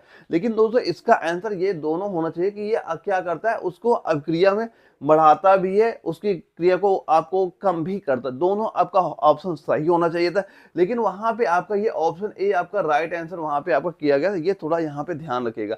और दोस्तों यहाँ पे आप ये दो तीन चीजें और याद करना, कुछ उत्प्रेरक के नाम जिनका यूज कौन से रासायनिक अभिक्रिया में आपका किया जाता है, ये भी क्वेश्चन पूछा जाता है। अगर कभी आपसे ये क्वेश्चन पूछा जाए कि जो आपका प्लेटिनम उत्प्रेरक है कि प्लेटिनम उत्प्रेरक का यूज कहाँ पे किया जाता है, इसका यूज आप कहाँ बता देंगे कि अमोनिया उत्पादन में इसका उपयोग होता है। किसका उपयोग होता है? प्लेटिनम जो आपका उत्प्रेरक होता है इसका यूज वहां पे होता है। किस विधि में होता है? आपका जो हैबर प्रोसेस में, किसमें? हैबर प्रोसेस में इसका यूज वहां पे किया जाता है। तो सीधा सीधा एग्जाम में एक बार क्वेश्चन पूछा गया कि जो आपके हैबर विधि में कौन से उत्प्रेरक का यूज किया जाता है, तो हम बताएंगे किसका नाम? प्लेटिनम, आप बता देंगे। और इसके बाद दोस्तों यही इंपॉर्टेंट, कई पेपर बहुत बार रिपीट हुआ, ये आप ध्यान रखिएगा यहाँ पे, ठीक है। और इसके बाद दोस्तों एक उत्प्रेरक और नोट करना जो आपका होता है क्या? MnO2, जिसे क्या बोलते हैं? मैग्नीज डाइऑक्साइड बोलते हैं, या हाइड्रोजन परऑक्साइड के अपघटन के उपयोग होता है। ये कहाँ पे यूज होता है? हाइड्रोजन परऑक्साइड के अपघटन में इसका उपयोग वहां पे किया जाता है। इसका एक ये भी पॉइंट याद करना। इसका राइट आंसर वैसे दोनों यहाँ पे होने चाहिए, लेकिन जो पेपर आपका लखनऊ में क्वेश्चन पूछा गया था वहां पे ऑप्शन ए आपका राइट आंसर वहां पे किया गया था। अब इसके बाद दोस्तों आपका अगला क्वेश्चन यहाँ पे आता है। इसमें पूछा गया कि वायु की पर्याप्त मात्रा में जीवाश्म ईंधनों के दहन के फलस्वरूप कौन सी गैस निर्मित होती है? अब बताओ कौन सी गैस आपकी यहाँ पे निर्मित होगी, जिसके 4 ऑप्शन हमारे यहाँ पे आपके दिए जा रहे हैं। तो कौन सी गैस आपकी यहाँ पे निर्मित हो जाएगी? तो आप इसका राइट आंसर क्या बता देंगे? वो बताएंगे कार्बन मोनोऑक्साइड। क्या बता देंगे? Carbon monoxide. ऑप्शन डी आपका बिल्कुल राइट आंसर आपका यहाँ पे हो जाता है। और दोस्तों यहाँ पे जो ब्यूटेन दिया गया ना, अब ब्यूटेन बताओ, ब्यूटेन को हम कैसे लिखते हैं? तो ब्यूटेन को क्या लिखेंगे? C4। क्या लिखा जाता है? C4H10। ये आपका ब्यूटेन को यहाँ पे लिखा जाता है। और दोस्तों ब्यूटेन कैसा होता है? आपका तरलीकृत पेट्रोलियम गैस है, जो कि आपके पेट्रोलियम गैस के रूप में आपका ये ब्यूटेन आपका पाया जाता है। कभी क्वेश्चन पूछा जाए कि ब्यूटेन को कैसे लिखा जाता है, तो आप C4H10 याद रखना, ये ब्यूटेन को ऐसे यहाँ पे आपका लिखा जाता है। इसका राइट आंसर कार्बन मोनोऑक्साइड आपका यहाँ पे राइट आंसर हो जाता है। अगले क्वेश्चन पूछा गया कि सौर सेल किस प्रकार कार्य करता है? जो आपका सौर सेल होता है ये किस प्रकार आपका कार्य करता है? इन 4 ऑप्शन पढ़िए ध्यान से, फिर बताइए इसका राइट आंसर यहाँ पे क्या हो जाएगा। कि जो सौर सेल होता है किस प्रकार आपका ये कार्य करता है। हम किस प्रकार कार्य बताएंगे? तो ये बताएंगे आप, यह सौर ऊर्जा को विद्युत ऊर्जा में परिवर्तित करता है। ऑप्शन सी इसका बिल्कुल राइट आंसर यहाँ पे हो जाएंगे। दोस्तों काउंट करते चलना, स्कोर कितना आपका पहुंच रहा है। वैसे कई सारे बच्चे अभी फिलहाल राइट आंसर यहाँ पे दे रहे हैं। अब यहाँ पे एक निशान दीजिए, सबसे ज्यादा राइट आंसर यहाँ पे निकल के आ रहे हैं। आप लास्ट में काउंट करना कि आपका कितना स्कोर हो रहा है, क्यों कई बच्चा ऐसा होगा जिसकी बायोलॉजी अच्छी होगी, किसी केमिस्ट्री अच्छी होगी, किसी की जीके होगा, किसी की फिजिक्स, किसी की मैथ। तो आप लास्ट में काउंट करना कि आपका स्कोर कितना यहाँ पे पहुंच रहा है। अब देखो अगला हमारा क्वेश्चन आता है कि अम्लीय एवं क्षारीय तत्वों के निर्धारण के लिए हम लिटमस पत्र अथवा किसका उपयोग करते हैं? अब बताओ किसका उपयोग आप करते हैं? या तो आप अम्लीय एवं क्षारीय तत्वों के निर्धारण के लिए आप ये तो पता है हम लिटमस का यूज करते हैं। अब लिटमस पत्र अगर हमारे पास नहीं है तो आप किसका यूज करेंगे? तो आप किसका यूज करेंगे बताइए। राइट आंसर यहाँ पे क्या हो जाएगा? हाँ, मोहन का बिल्कुल राइट आंसर आ रहा है क्या? हल्दी का यूज करते हैं। किसका? हल्दी का। ऑप्शन डी आपका बिल्कुल राइट आंसर यहाँ पे आपका हो जाता है। तो दोस्तों यहाँ पे एक पॉइंट ये ध्यान रखना कि जो आपका हल्दी, देखो जो आपका हल्दी होता है, ठीक, हल्दी होता है, तो हल्दी का अम्ल और उदासीन पदार्थों के साथ आपका कैसा रंग देता है? पीला रंग देता है। कभी अगर आपसे ये क्वेश्चन पूछा जाए कि जो आपकी हल्दी होती है, जो आपकी हल्दी होती है, तो जो आपकी हल्दी होती है ये आपका जैसे कि अम्ल हो गया, क्या हो गया? अम्ल, कोई अम्ल हो या फिर कोई उदासीन पदार्थ हो, कोई उदासीन आपका पदार्थ हो, इसके साथ रंग कैसा देगा? इसके साथ रंग कैसा देगा? ये रंग देगा पीला रंग। कैसा रंग देगा? पीला रंग देगा। और वहीं पे जो आपकी हल्दी होती है, क्या होती है? हल्दी आपकी होती है। और वहीं पे अगर कभी ये क्वेश्चन पूछा जाए हल्दी जो आपका क्षार के साथ कैसा रंग देता है, तो क्षार के साथ ये आपका लाल रंग देता है। कैसा रंग देता है? लाल रंग देता है। तो इसी से हम उसके कलर से ये निर्धारित करते हैं कि आपका अम्ल है कि क्षार है कि उदासीन है। अगर हल्दी का जो रंग पीला हो गया, पीला रंग है, हम बताएंगे ये आपका अम्ल होता है या फिर ये उदासीन आपका होगा, ठीक है। अगर हल्दी का रंग अगर लाल उसने रंग दे दिया तो हम क्या बताएंगे? ये भाई क्षार है। उसका कलर अगर चेंज होकर लाल हो गया तो हम बताएंगे ये क्षार है। इसीलिए क्या होता है कि जो आपका ये निर्धारण जो आपका होता है, एक हम लिटमस का यूज करते हैं, उसके अलावा आपका हल्दी का यूज वहां पे आपका किया जाता है। तो ये दोनों पॉइंट आप यहाँ पे याद रखिएगा। अगला क्वेश्चन बताना कि स्वाद में खट्टे पदार्थ की प्रकृति कैसी होती है। जो स्वाद में खट्टे पदार्थ आपके होते हैं, अब ये बता दो अच्छा इनकी प्रकृति कैसी आपकी होती है। तो ये तो शायद सभी को पता होगा, जितने भी आपके खट्टे पदार्थ होते हैं उनकी प्रकृति कैसी होती है। क्या आप राइट आंसर बताएंगे? हाँ बिल्कुल बिल्कुल बिल्कुल बिल्कुल, अरविंद का बिल्कुल राइट आंसर आ रहा है। इसका राइट आंसर क्या हो जाएगा, हम बताएंगे वो अम्लीय होते हैं। क्या बता देंगे? अम्लीय होते हैं।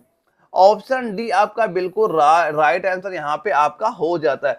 और दोस्तों यहाँ मैं कुछ आपको इंपॉर्टेंट अम्ल भी बता देता हूँ जो अक्सर आपके पेपर में क्वेश्चन पूछे जाते हैं।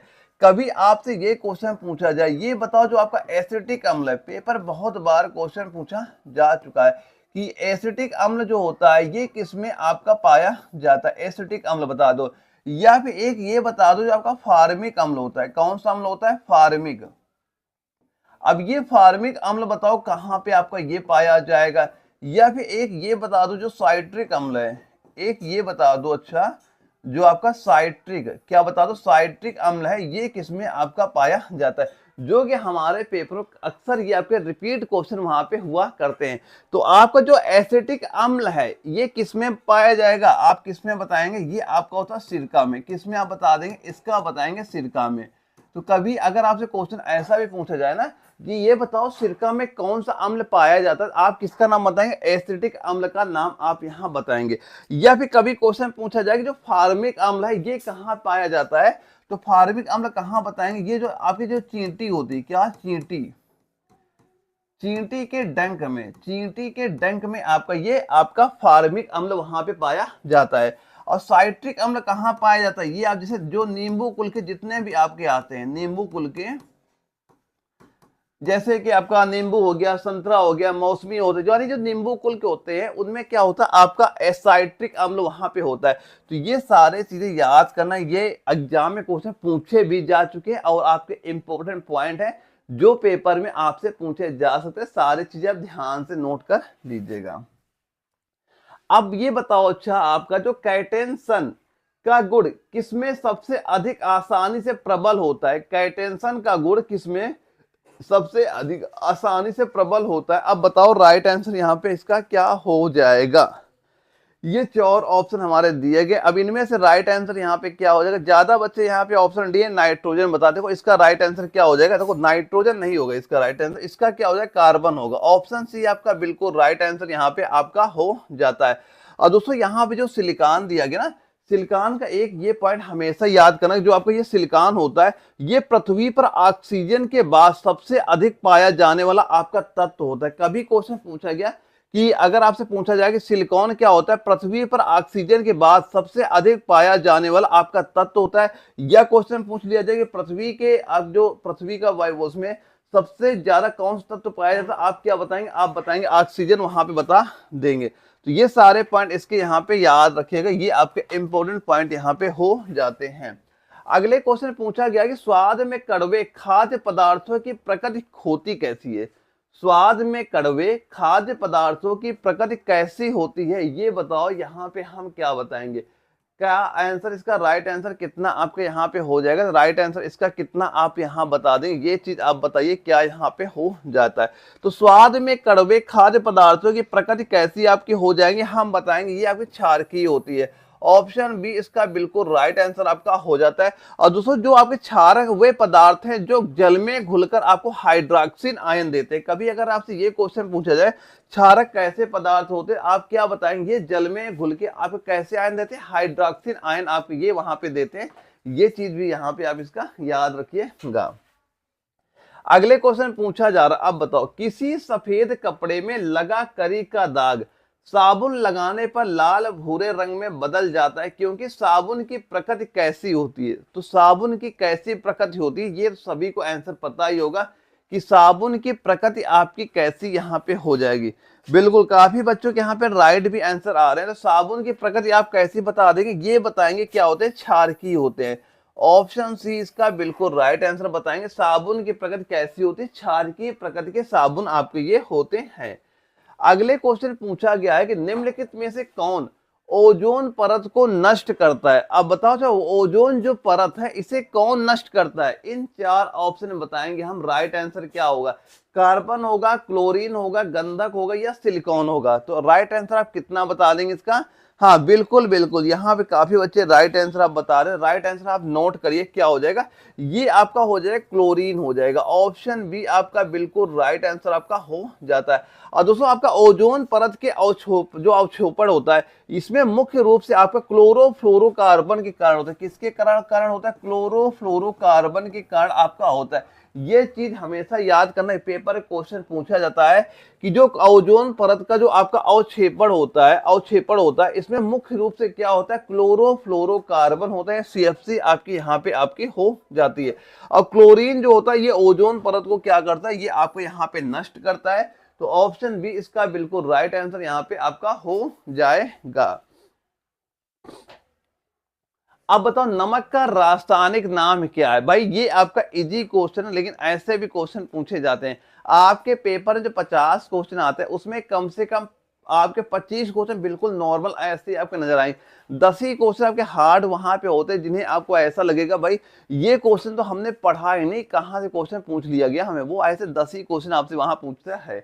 तो सोडियम नमक का रासायनिक नाम क्या हो जाएगा, क्या बताएंगे इसका? सोडियम कार्बोनेट होगा, सोडियम हाइड्रोजन क्लोराइड हो गया, या सोडियम हाइड्रोजन कार्बोनेट हो गया, या सोडियम क्लोराइड। तो क्या हो जाएगा? ऑप्शन डी इसका बिल्कुल राइट आंसर हो जाएगा। क्या होता है इसका? NaCl आपका बिल्कुल राइट आंसर यहाँ पे आपका हो जाता है। ये पॉइंट आप यहाँ पे याद रखिएगा।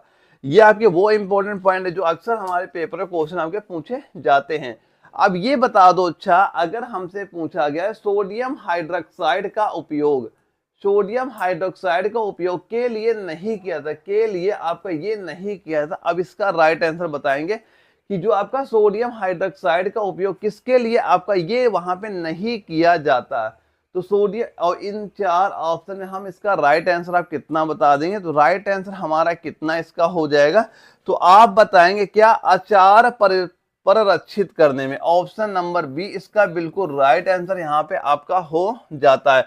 दोस्तों जो आपका सोडियम हाइड्रोक्साइड ये आपका एक उच्च कोटि का क्षार है जिसका रासायनिक सूत्र आपका किसका इसका कितना होता है आप बताएंगे? रासायनिक सूत्र NaOH इसका रासायनिक सूत्र आपका यहाँ पे हो जाता है।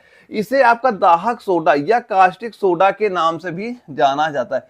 इसको क्या बोलते हैं? इसको दाहक सोडा के नाम से भी आपका ये जाना जाता है। दाहक सोडा हो गया, या फिर आपका इसे कास्टिक सोडा, या फिर इसे कास्टिक सोडा के नाम से भी ये आपका वहां पे जाना जाता है। और दोस्तों इसके जो उपयोग बहुत अनेक प्रकार के उपयोग भी आपके होते हैं। इसके उपयोग क्या होते हैं? कभी अगर आप क्वेश्चन ये पूछा जाए अब ये बताओ इसके उपयोग क्या होते हैं? उपयोग क्या क्या बताएंगे? जैसे कि आप बताएंगे लुगदी, क्या बताएंगे आप? एक बता दे उपयोग क्या? लुगदी कागज जो लुगदी के रूप में कागज के रूप में चिपकाने बता देंगे, या फिर आप बताएंगे वस्त्र पेयजल में, या साबुन और डिटर्जेंट के निर्माण में, या नलियों की सफाई के लिए किसका उपयोग होता है? इसी का उपयोग आपका सोडियम हाइड्रोक्साइड का उपयोग वहां पे आपका किया जाता है। तो ये सारे पॉइंट यहाँ पे नोट करना। राइट आंसर क्या हो जाएगा इसका? अचार परिरक्षित करने में। ये ऑप्शन भी आपका राइट आंसर यहाँ पे आपका हो जाता है। और सोडियम हाइड्रोक्साइड सूत्र क्या होता है ये मैंने आपको नोट करा दिया, ये भी नोट करा, क्योंकि आपका जो रासायनिक सूत्र होते हैं ये अक्सर हमारे पेपर क्वेश्चन आपके पूछे जाते हैं। अगला क्वेश्चन आता है कि निम्न में से कौन पानी के साथ प्रतिक्रिया करता है? तो पानी के साथ कौन प्रतिक्रिया करेगा? इन चार ऑप्शन बताइए। राइट आंसर यहाँ पे क्या होता है? तो पानी के साथ कौन प्रतिक्रिया करता है? तो कौन करेगा? वो करेगा कैल्शियम। कौन करता है? कैल्शियम।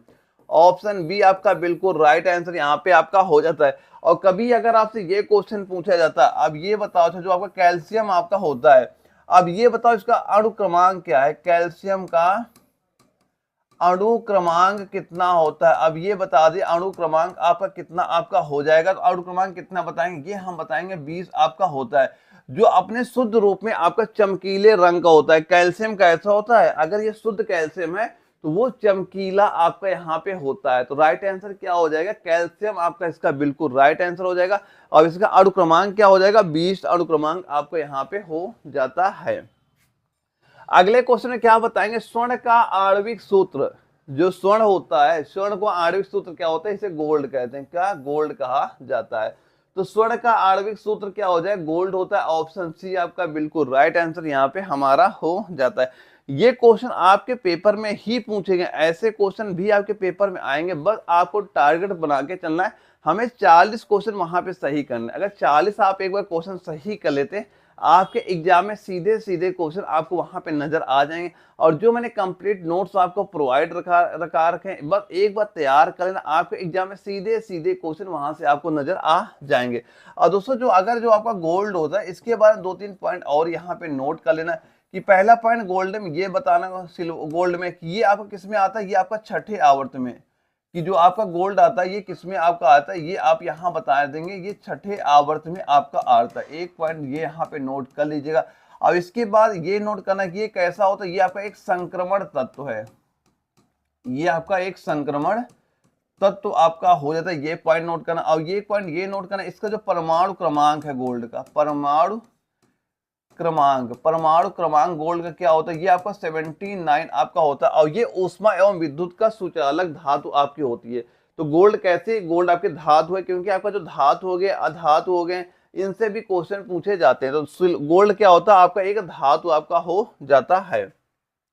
और जो सोने का यूज आपको पता है कहाँ कहाँ पे होता है, इसका गोल्ड का यूज कहाँ पे होता है, जैसे आपका आभूषण बनाने में, या विद्युत लेपन करने में, या फोटोग्राफी इत्यादि में इसका गोल्ड का यूज आपका वहां पे किया जाता है। और दोस्तों कभी अगर आपसे ये क्वेश्चन पूछ लिया जाए, जो आपका एल्यूमिनियम होता है, एल्यूमिनियम के इंपॉर्टेंट पॉइंट क्या बताएंगे, पहला आप ये बताना कि जो आपका एल्यूमिनियम होता है, इसका परमाणु क्रमांक, क्योंकि परमाणु क्रमांक से आपके एग्जाम में क्वेश्चन पूछे जाते हैं।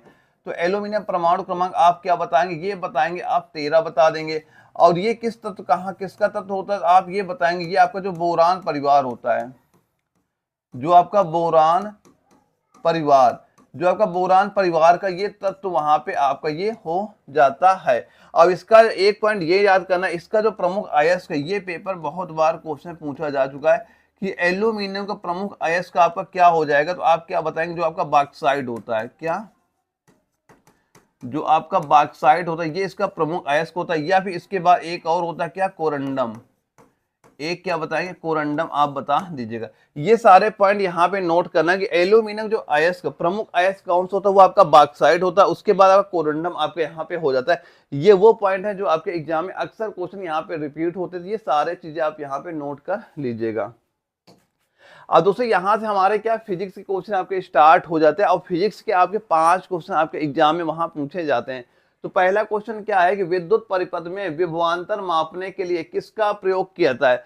तो अगर हमें कोई विद्युत परिपथ है, अगर उसका हमें विभवांतर मापना हो, तो हम किसका प्रयोग करेंगे, तो इसका राइट आंसर क्या बताएंगे, तो आप किसका उपयोग बताएंगे, आप बताएंगे वोल्ट मीटर का। किसका यूज होता है, वोल्ट मीटर का। ऑप्शन डी आपका बिल्कुल राइट आंसर यहाँ पे हो जाएगा। और थर्मामीटर का कहाँ पे यूज होता है, थर्मामीटर द्वारा क्या बताएंगे, मानव शरीर का ताप, क्या हम लोग नापते हैं, मानव शरीर का तापमान आपका यहाँ पे मापा जाता है। तापमान में मापने में इसका यूज वहां पे किया जाता है।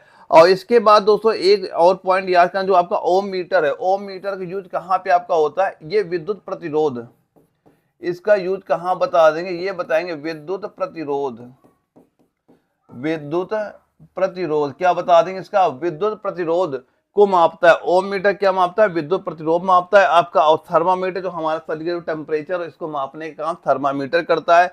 और इसका राइट आंसर क्या हो जाएगा, वोल्ट मीटर हमारा बिल्कुल राइट आंसर यहाँ पे आपका हो जाता है। अगले क्वेश्चन पूछा जा रहा है, गुरुत्वाकर्षण बल के बारे में निम्नलिखित में से कौन सा कथन सही नहीं है। ये 4 कथन आप पढ़िए एक बार पहले ध्यान से, फिर बताओ कौन सा आपका सही नहीं है। एक बार ये चारों कथन आप यहाँ पढ़ लेना, फिर बताना कि कौन सा कथन आपका यहाँ पे सही, आपका यहाँ पे नहीं होगा। तो राइट आंसर इसका बताओ क्या हो जाएगा। देखो यहाँ पे क्या है, यह वस्तुओं के बीच की दूरी के वर्ग के व्युत्क्रमानुपाती होता है। इसका राइट आंसर आप क्या बता देंगे, राइट आंसर क्या हो जाएगा, ये तो कथन आपका क्या हो जाएगा, बिल्कुल ये तो हमारा सही है, ठीक है।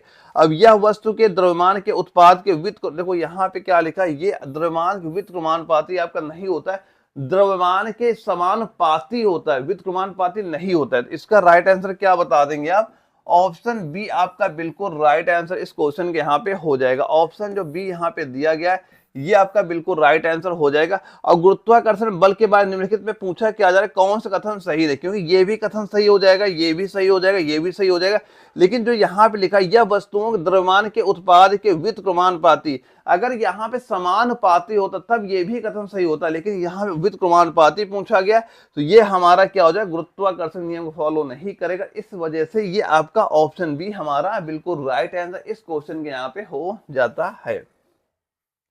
अगले क्वेश्चन पूछा जा रहा है, आम टीवी रिमोट कंट्रोल द्वारा निम्न में से किस तरंग का उपयोग किया जाता है। जो हम अपने घरों में टीवी यूज करते हैं, वहां पे जो आपने देखा जो रिमोट आप चलाते हैं, तो उसमें कौन सी तरंग वहां पे निकलती है, ये हमसे क्वेश्चन पूछा जा रहा है। तो कौन सी तरंगों का हम यूज यहाँ पे करते हैं, इन चार ऑप्शन हमें बताना है कि राइट आंसर यहाँ पे क्या हो जाएगा। अभी तक ज्यादातर बच्चे यहाँ पे राइट आंसर यहाँ बता रहे हैं, काफी बच्चों के राइट आंसर यहाँ पे निकल के आ रहे हैं। तो इसका राइट आंसर आप क्या बता देंगे, ये बताएंगे आप इंफ्रारेड तरंगे। क्या बताएंगे, इंफ्रारेड तरंगे। ऑप्शन बी आपका बिल्कुल राइट आंसर क्या हो जाएगा, इंफ्रारेड तरंगे। यानी जो हम अपने टीवी के चैनल चेंज करते हैं, वॉल्यूम तेज करते हैं, कम करते हैं, तो उसमें क्या होता है, रिमोट से एक तरंग निकलती है। वो तरंग कौन सी होती है हमारी, ये आपकी इंफ्रारेड तरंगे ही आपकी उस आपके रिमोट से वहां पे निकलती है। राइट आंसर क्या बता देंगे, ऑप्शन बी हमारा राइट आंसर आपको यहाँ पे हो जाता है। अगला क्वेश्चन आता है, इनमें से हवा की नमी को किससे मापा जाता है, कि जो हवा में नमी है, जो हवा जो हम कभी बाहर निकलते हैं, जो हमें लगती है भाई हवा बहुत ठंडी लग रही है, अब ये बताओ हवा में नमी कितनी है यहाँ पे, ये आप किससे मापेंगे, तो ये किससे मापी जाती है, आप इसका राइट आंसर क्या बता देंगे, ये बताएंगे आप हाइग्रोमीटर। क्या बताएंगे, हाइग्रोमीटर के द्वारा क्या मापी जाती है, हवा में कितनी नमी है, किससे मापते हैं, हाइग्रोमीटर के द्वारा आपकी ये वहां पे मापी जाती है। तो राइट आंसर क्या बता देंगे इसका, हाइग्रोमीटर हमारा बिल्कुल राइट आंसर आपका हो जाता है। अब ये बताओ अच्छा, प्रकाश वर्ष निम्नलिखित में से किससे संबंधित है। देखो प्रकाश वर्ष किससे संबंधित होता है, दूरी से। किससे संबंधित होता है, ये आपका दूरी से संबंधित आपका हो जाता है। यानी जो बहुत ज्यादा दूरी होती है ना, उसको हम किसके द्वारा मापते हैं, ये आपका प्रकाश वर्ष के द्वारा मापा जाता है। और दूसरा एक चीज और यहाँ पे ये याद रखना है कि अगर कभी आपसे ये क्वेश्चन पूछे जाए कि ये बताओ तो दूरी मापने का सबसे बड़ा मात्रक क्या है, तो आप क्या बताएंगे, आप बताएंगे पार्सेक। क्या बताएंगे, पार्सेक बताएंगे। पार्सेक के बाद सेकेंड नंबर किसका आता है, वो आता है प्रकाश वर्ष का, वहां पे आता है। तो प्रकाश वर्ष के द्वारा हम लोग क्या मापते हैं, दूरी की मापी जाए, यानी जो बहुत ज्यादा दूर हो जाए। जैसे कि आपसे कभी ये क्वेश्चन पूछा जाए कि सूर्य से पृथ्वी से सूर्य के बीच की दूरी किससे मापेंगे, आप प्रकाश वर्ष से मापते हैं, क्योंकि जो बहुत बड़ी दूरियां होती हैं उनको प्रकाश वर्ष के द्वारा आपकी वो सारी दूरियां मापी जाती है। एक पॉइंट ये याद रखना है कि दूरी मापने का सबसे बड़ा मात्रक क्या होता है, आप बताएंगे पार्सेक आपका वहां पे हो जाता है। अब दोस्तों यहां से हमारा जीके क्वेश्चन आपके स्टार्ट हो जाते हैं। और कैसे जीके आपके इंपॉर्टेंट हो जाती है। और जीके भले ही आपके 10 क्वेश्चन पूछे जाते हैं, लेकिन आपको उस पर भी ध्यान देना है। क्योंकि कई बच्चा क्या है ना, मैथ हो गया, मैथ बिल्कुल ध्यान नहीं देता है। चलो मैथ को हमें समझ में आता है कि मान लो आपने मैथ छोड़ रखी है, लेकिन प्रैक्टिस आपको वहां मैथ की भी करनी है। एक एक क्वेश्चन आपको वहां पे इंपॉर्टेंट आपका हो जाता है एग्जाम के लिए।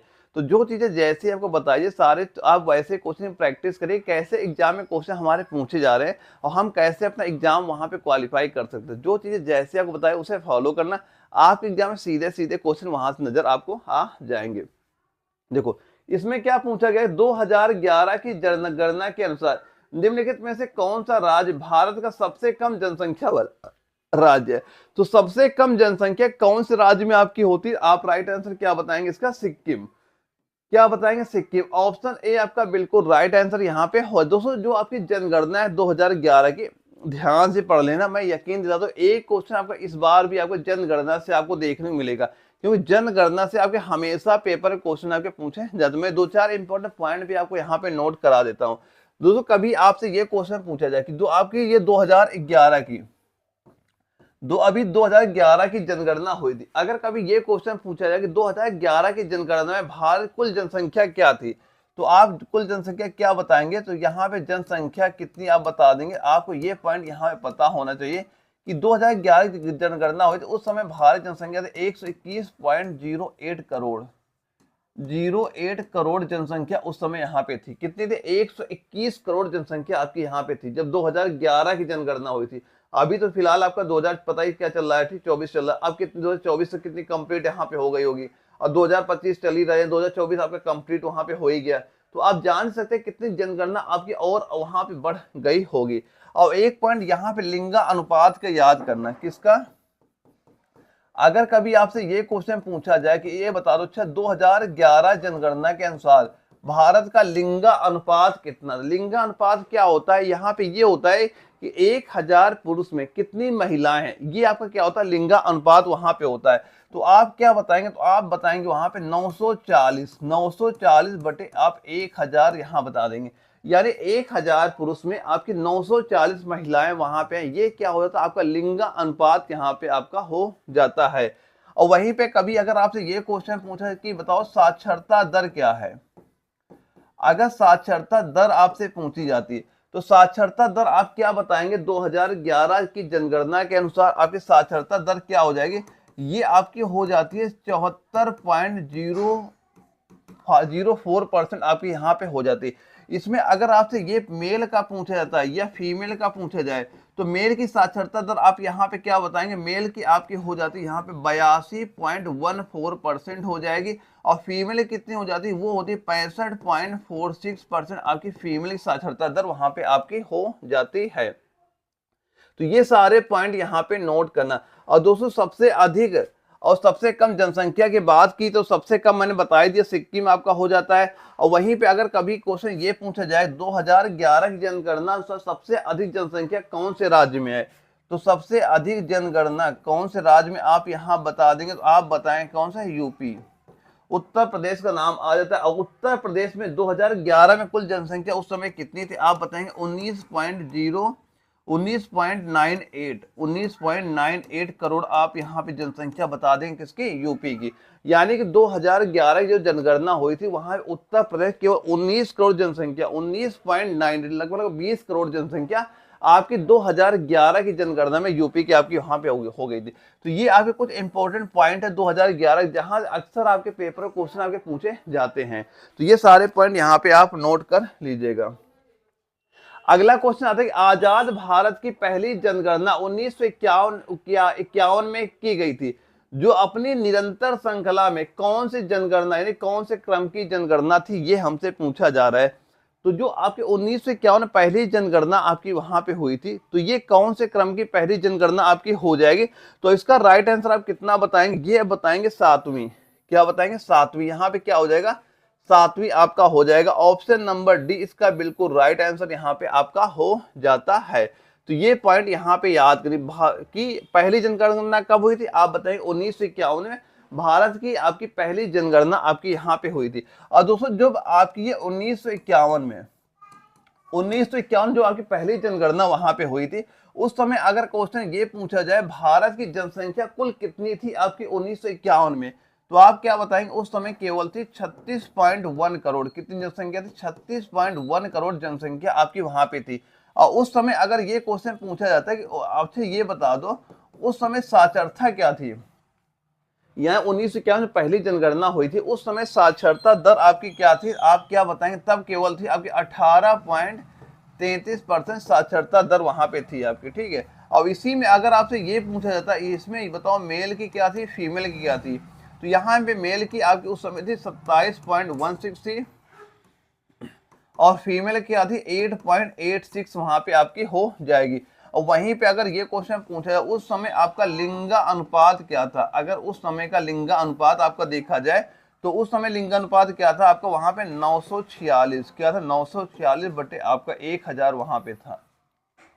तो ये सारे फैक्ट आपके तब के हैं जब आपके 1951 जो पहली जनगणना आपकी हुई थी उस समय के ये सारे फैक्ट हैं, क्या जनसंख्या थी, साक्षरता दर क्या थी, लिंग अनुपात कितना आपका उस समय था, ये सारे पॉइंट आप वहां पे एक बार याद रखिएगा। अब अगला क्वेश्चन आता है कि लेब्राडोर सागर और भूमध्य सागर किस महासागर का हिस्सा हैं।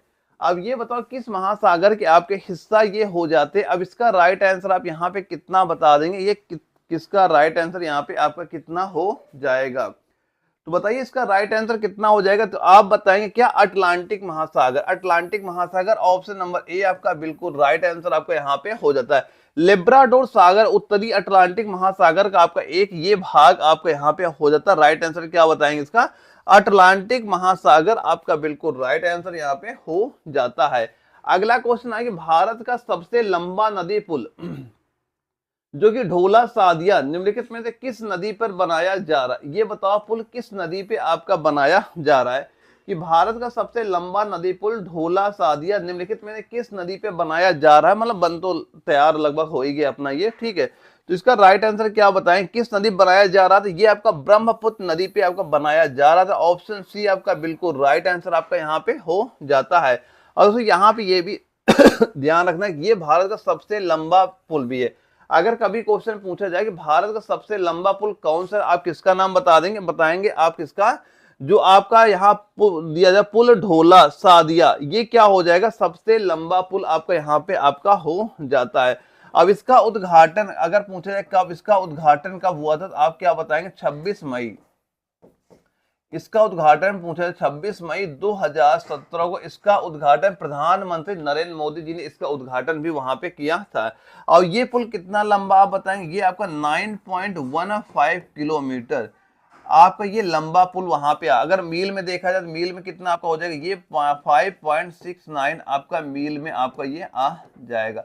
अब ये डिपेंड करता है ऑप्शन क्या दिया जाता है। अगर कभी ये क्वेश्चन पूछा गया आपकी कि भारत का जो आपका ढोल सादिया पुल है जो कि सबसे लंबा पुल है, इसकी लंबाई क्या है, किलोमीटर पूछेगा आप बताएंगे 9.15 किलोमीटर, और ये पूछेगा मील में तो 5.69 आप मील में बता दीजिएगा। तो ये सारे पॉइंट आपके इंपॉर्टेंट हो जाते हैं आपके एग्जाम के लिए। अब कभी अगर क्वेश्चन ये आपसे पूछा जाए कि निम्नलिखित में से कौन सा देश भारत के साथ सबसे लंबी भूमि सीमा साझा करता है, तो वो कौन सा देश हो जाएगा, तो बताओ पाकिस्तान होगा, चीन होगा, बांग्लादेश होगा, नेपाल होगा। तो राइट आंसर क्या बता देंगे आप यहाँ पे, ये आपका हो जाएगा क्या राइट आंसर हो जाएगा, इसका राइट आंसर आप बताएंगे क्या, बांग्लादेश। क्या हो जाएगा, बांग्लादेश हो जाएगा। ऑप्शन सी आपका बिल्कुल राइट आंसर यहाँ पे हो जाता है। और दोस्तों कभी अगर आपसे ये क्वेश्चन पूछा जाए कि ये बताओ बांग्लादेश की मुद्रा क्या है, बांग्लादेश की मुद्रा क्या आप बता देंगे, तो आप क्या बताएंगे, टका। क्या बताएंगे, टका आप यहाँ पे बता देंगे।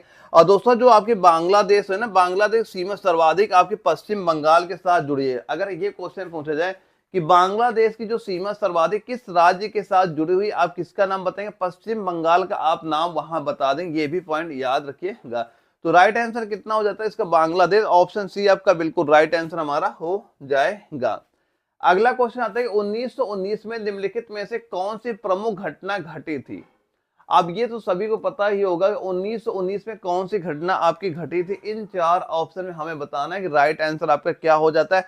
तो 1919 में कौन सी घटना आपकी वहां पे घटी थी, आप राइट आंसर इसका कितना बता देंगे, ये आप बताएंगे क्या, जलियांवाला बाग हत्याकांड, यानी ऑप्शन बी आपका बिल्कुल राइट आंसर यहाँ पे आपका हो जाता है। अब ये जलियांवाला बाग हत्याकांड ये आपका कब घटा था, तो पहला आप क्या बताएंगे, पहला चीज आप ये बताएंगे, डेट क्या बताएंगे इसकी, बताएंगे 13 अप्रैल, डेट क्या बताएंगे 13 अप्रैल 1919, 13 अप्रैल 1919 को आपका जलियांवाला आपका बाग हत्याकांड वहां पे हुआ था। अब इसके बाद अगर कभी ये क्वेश्चन पूछा जाए कि यहाँ पे किसने आदेश दिया था गोली चलाने का, तो किसका नाम बता देंगे आप, नाम बताएंगे किसका, डायर का। किसने नाम दिया था, ये डायर, यानी ब्रिगेडियर जनरल आपका रेजिनोल्ड डायर ने क्या बिना किसी परमिशन सीधा सीधा वहां पे आदेश दे दिया गोलियां चलाने का। और जहां पे लगातार आपके 10 मिनट तक आपकी गोलियां वहां पे चल रही थी, और जिसमें क्या होता हजारों लोग आपके वहां पे मारे भी गए थे। अब इसका दोस्तों अगर ये क्वेश्चन पूछा जाए कि इसका कारण क्या था, कारण क्या था, तो आप इसमें कारण क्या बता देंगे कि जो जलियांवाला बाग हत्याकांड था इसका क्या कारण था, वहां पे कि जो लोग वहां पे इकट्ठित हुए थे क्या रीजन था, इसका कारण आप ये बताना कि यह घटना आपका जो रॉलेट एक्ट होता है, उस समय एक रॉलेट एक्ट चल रहा था, उसका विरोध करने के लिए एक शांत सभा वहां पे रखी गई थी। तो वही क्या हो, वही इसीलिए क्या हो, जनरल डायर ने वहां पे क्या निहत्थे लोगों को गोलियां चला दी गई थी। यहाँ बस मेन आपको ये चीज याद करना है कि ये घटना कब आपकी घटी वहां पे थी और किसने वहां पे आदेश दिया था, ये ध्यान रखना। और इसका कारण क्या था, रॉलेट एक्ट, इसका कारण याद कर ले, कारण में क्या लिख लेना कि इसका कारण क्या हो जाएगा। तो यहाँ पे आप ये याद करने कि रोलेट एक्ट का विरोध, ये चीज यहाँ पे, ये तीन चीज आप यहाँ पे याद करें, जहां से आपको ये सारा कुछ क्लियर हो जाएगा कि जो जलियांवाला बाग हत्याकांड था ये किस रीजन से आपका हुआ, कब हुआ, किसने गोली चलाने का आदेश दिया, और यहाँ पे जो भीड़ एकत्रित हुई थी किसका विरोध करने के लिए आपको एकत्रित वहां पे हुई थी। अब इसके बाद दोस्तों आपका अगला क्वेश्चन आता है कि जो क्रिप्स मिशन भारत में किस वर्ष आया। अब ये बताओ जो आपका क्रिप्स मिशन है ये भारत में आपका किस वर्ष आपका आया था, ये आपके एग्जाम में जो क्वेश्चन पूछा गया था। तो इसका राइट आंसर आप कितना बताएंगे, ये बताएंगे आपका 1942। क्या बताएंगे 1942, यानी ऑप्शन डी आपका बिल्कुल राइट आंसर यहाँ पे आपका हो जाता है। अगर कभी आपसे ये क्वेश्चन पूछा जाए जो क्रिप्स मिशन है, अगर ये क्वेश्चन पूछा जाए इसकी घोषणा कब हुई, अगर घोषणा के बारे में क्वेश्चन पूछा जाता आप इसका अलग आंसर बताएंगे। और कभी अगर से ये क्वेश्चन पूछा जाए कि भारत कब आया, भारत कब आया, ये दो आंसर आपके अलग अलग वहां पूछे जा सकते हैं। अगर केवल घोषणा के बारे में पूछे आपका अलग वहां पे डेट होगी, अब भारत कब आया इसकी आपके अलग डेट वहां पे हो जाती है।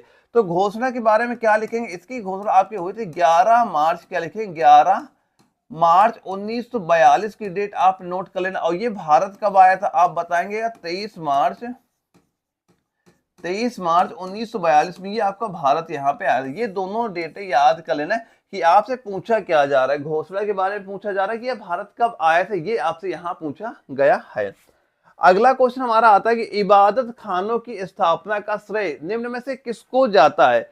इबादत खाने का जो श्रेय है किसको जाता है, ये यहाँ पूछा जा रहा है। तो इबादत जो खाने की स्थापना का श्रेय आप किसको जाएगा, आप बताएंगे अकबर को। किसको जाता है, अकबर को जाता है। ऑप्शन नंबर डी इसका बिल्कुल राइट आंसर हमारा यहाँ पे आपका हो जाता है। अगले क्वेश्चन पूछे जा रही, भारत में मौर्य साम्राज्य की स्थापना 322 ईस्वी पूर्व में हुई थी और इसकी राजधानी पाटलिपुत्र थी, जिसे अब के किसके नाम से आपका जाना जाता है। तो बताओ क्या नाम से जाना हम लोग जानते हैं, दिल्ली, पटियाला, पणजी, पटना, किस नाम से आप इसे जानते हैं। तो इसका राइट आंसर आप यहाँ बताएं कितना आपका हो जाएगा।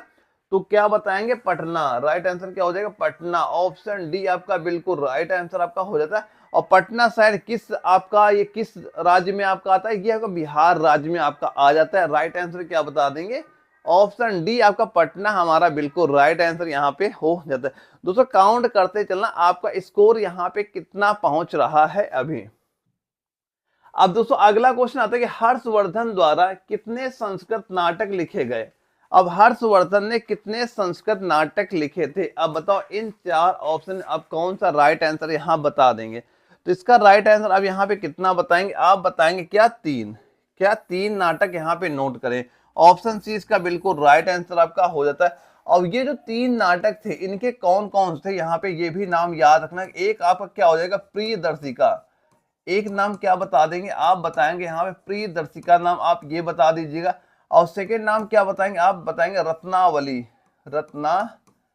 सेकेंड नाम क्या बताएंगे रत्नावली आप बता देंगे। और थर्ड नाम क्या बताएंगे आप नागानंद, क्या बता देंगे आप नागानंद। यानी ये तीनों के नाम आप यहाँ पे याद रखिएगा कि हर्षवर्धन द्वारा कितने संस्कृत नाटक लिखे गए। तो ये तीन नाटक आपके वहां पे लिखे गए थे, ये तीनों नाम आप यहाँ पे याद करिए, आपके इंपोर्टेंट यहाँ पे हो जाते हैं। अब यहाँ दोस्तों हमारी मैथ के क्वेश्चन आपके स्टार्ट हो जाते हैं और मैथ आपके 5 क्वेश्चन आते हैं, लेकिन मैथ के क्वेश्चन भी आपको वैसे तैयार करने हैं जैसे आप अदर सब्जेक्ट को ध्यान दे रहे हैं, क्योंकि आपका एक एक क्वेश्चन आपको बहुत इंपॉर्टेंट वहां पे आपका हो जाता है।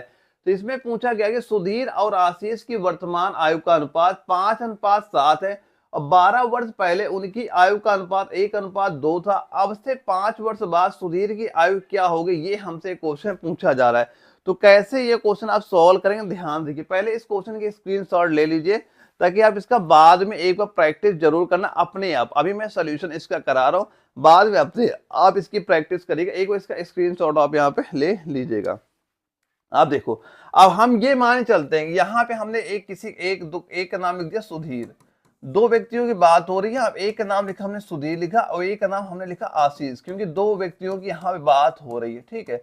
अब दोस्तों यहाँ पे पहले क्या दिया गया कि सुधीर और आशीष की वर्तमान आयु का अनुपात क्या है 5:7 आपका यहाँ पे दिया गया है और 12 वर्ष पहले उनकी आयु का अनुपात 1:2 था। यानी हम अगर देखो यहाँ पहले क्या लिखा हमने यहाँ पे लिख दिया वर्तमान, पहले हम क्या लिख के चलते, पहले हमने यहाँ पे लिखा वर्तमान, यानी इनकी वर्तमान आयु का रेशियो क्या दिया गया है, तो वर्तमान का दिया गया 1:2, नहीं वर्तमान आयु का रेशियो 5:7 है। आपको यहाँ पे हमने लिखा कि इनका रेशियो हो गया 5:7 और उसके बाद कह रहे 12 वर्ष पहले, यानी 12 वर्ष पहले ऊपर, यानी पहले इनका रेशियो क्या हो जाएगा, यहाँ नहीं 12 वर्ष पहले का रेशियो क्या हो जाएगा, ये दिया जा रहा है 12 वर्ष पहले उनकी आयु का अनुपात दिया गया 1:2। हमने यहाँ पे ले लिया 1:2, आपने यहाँ पे ले लिया। देखो ऐसे क्वेश्चन जब भी आप सॉल्व करोगे ना, यहाँ पे आपको एक चीज ये ध्यान रखनी है कि इनके बीच का डिफरेंट हमारा हमेशा बराबर हो, तभी आप ये मेथड वहां पे लगा पाएंगे। देखो यहाँ पे हम अगर 1 और 2 के बीच अंतर देख रहे हैं, कितना अंतर है आपका, 1 का है। अगर देखो यहाँ दोनों के बीच में अगर आप इनके बीच अंतर देखो कितना आपका 1 है, और इन दोनों के बीच अंतर कितना आपका यहाँ पे 5, 2 का अंतर है। देखो पहले आपको क्या करना, इन दोनों के जो आपके डिफरेंट है इनको आपको बराबर वहां पे करने होंगे, ठीक है। और जब इनके डिफरेंट बराबर कर पाएंगे तभी आप इनके आंसर यहाँ पे निकाल पाएंगे। तो डिफरेंट आप कब बराबर कर पाएंगे, अब देखो यहाँ पे डिफरेंट बराबर करने के लिए क्या करो, जो आपका 2 है और 1 है इनका निकालो एलसीएम। तो 1 और 2 का एलसीएम क्या आता है आपका, 2 का 2 ही होता है। अब 1 का भाग आप जब 2 से करोगे, क्या 2 आपका होता है, तो जो आपका पहले वाला रेशियो यहाँ पे दिया गया इसको क्या करो, आप क्या करो ऊपर वाले को 2 से गुणा कर दो। तो 2 से आप इसे गुणा करोगे कितना हो जाएगा, ये आपका 2 हो जाएगा, ठीक है, ये 2 हो जाएगा। अब इसको 2 से गुणा करो, ये कितना हो गया आपका 4 हो गया। अब नीचे हुआ, अब यहाँ पे 2 आपका एलसीएम आया था, अब जो एलसीएम का आप 2 से भाग करोगे क्या होगा, वही, और 2 1 के 2, 1 आपका आता है यहाँ पे। तो नीचे वाला 1 क्या करो, 1 से गुणा करो, 5 गुणे 1 करो क्या हो जाएगा, ये आपका यहाँ पे 5 हो जाएगा, और 7 गुणे 1 करो क्या आपका 7 हो जाएगा, ठीक है। अब देखो यहाँ पे डिफरेंट 2 से 4 में 2 का डिफरेंट है। अब यहाँ पे देखो पहले हमें क्या डिफरेंट आपको बराबर हमेशा करना है। इनके बीच में अंतर क्या आपका 2 का अंतर हो रहा है, और इनके बीच के अंतर क्या आपका 2 का अंतर। हाँ अब दोनों हमारे अंतर बराबर हो गए। अब ये क्वेश्चन आप सॉल्व कर पाओगे, आपका आंसर यहाँ से अब आ जाएगा। अब देखो अब क्या करना, आप सीधा निकालो इनका डिफरेंट कितना है, 4 से 7 हुआ, कितना डिफरेंट हुआ आपका, यहाँ पे डिफरेंट हमारा केवल 3 हो रहा है। लेकिन यहाँ पे अगर देखा जाए यहाँ पे कितना डिफरेंट दिया जा रहा है आपका, 12 वर्ष पहले की बात हो रही है। यहाँ बात हो रही 12 वर्ष पहले, यानी इसका रेशियो इसके रेशियो में आपका 12 वर्ष का अंतर है। यानी हमें ये पता हो गया कि आपका जो 3 बराबर यहाँ से वर्षों में क्या है आपका 12 वर्ष यहाँ पे हो जाएगा। तो 1 यूनिट बराबर 1 यूनिट बराबर, यानी हमने लिखा 1 यूनिट बराबर क्या हो जाएगा, ये अब मान लो क्या हो जाएगा 4 12 हो जाएगा 4 वर्ष, क्योंकि 3 से जैसे ही भाग करोगे 4 आ जाएगा। अब हमसे किसका पूछा जा रहा है, अब ये बताओ अब से 5 वर्ष बाद सुधीर की आयु किसकी पूछी है, सुधीर की। अभी बताओ वर्तमान सुधीर की आयु क्या है, अगर 1 बराबर 4 के है आपका, तो 5 बराबर क्या हो जाएगा, 5 गुणे 4 गुणे क्या हो जाएगा, यानी सुधीर अगर आज की डेट में ये आपका 20 साल का है, तो 5 साल बाद उम्र कितनी हो जाएगी, तो क्या बता देंगे, यहाँ पे लिख दिया हमने 5 साल बाद। 5 साल बाद एज क्या हो जाएगी, आप जो 20 साल में सीधा सीधा 5 आप यहाँ पे जोड़ दो क्या आ जाएगी, ये आपकी 25 साल यहाँ पे आ जाएगी। 5 साल बाद एज क्या हो जाएगी आपकी, इसकी 25 साल हमारी यहाँ पे हो जाएगी। तो राइट आंसर क्या बता देंगे इसका, ऑप्शन नंबर बी जो यहाँ पे दिया गया ये आपका बिल्कुल राइट आंसर हमारा हो जाएगा। ऑप्शन बी इसका बिल्कुल राइट आंसर आपका हो जाता है। एक बार इसका स्क्रीनशॉट ले लेना, बाद में इस क्वेश्चन की प्रैक्टिस करना कैसे क्या चीजें यहाँ पे दी जा रही हैं।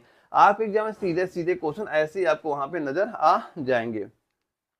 अगला क्वेश्चन आता है कि एक आयत की लंबाई 12 सेंटीमीटर और चौड़ाई 8 सेंटीमीटर है, तो आयत का परिमाप बताओ क्या होता है। तो दोस्तों जो आपका ये आयत होता है ना, ये आयत होता है, तो आयत का परिमाप क्या होता है, परिमाप का एक फार्मूला सीधा सीधा आप यहाँ पे याद करिएगा। परिमाप क्या होता है, वो क्या होता है 2l + b। यानी जो आपकी ये आयत की लंबाई होगी ये चौड़ाई होती है, इसको क्या करोगे जोड़ के, यानी कि लंबाई चौड़ाई को आप जोड़ो, 2 से गुणा कर दो, आपका आंसर यहाँ पे आ जाएगा। तो यहाँ पे क्या दिया गया, एक लंबाई आपको यहाँ 12 एक है, यहाँ पे 8 है, तो इसका राइट आंसर क्या हो जाएगा 2, यहाँ 12 + 8 आप करोगे, 12 8 आप ये कितना हो गया 20 हो गया। अब 20 गुणे 2 आप करोगे ये कितना हो जाएगा आपका 40 हो जाएगा। तो परिमाप कितना हो जाएगा इसका 40 सेंटीमीटर आपका हो जाएगा।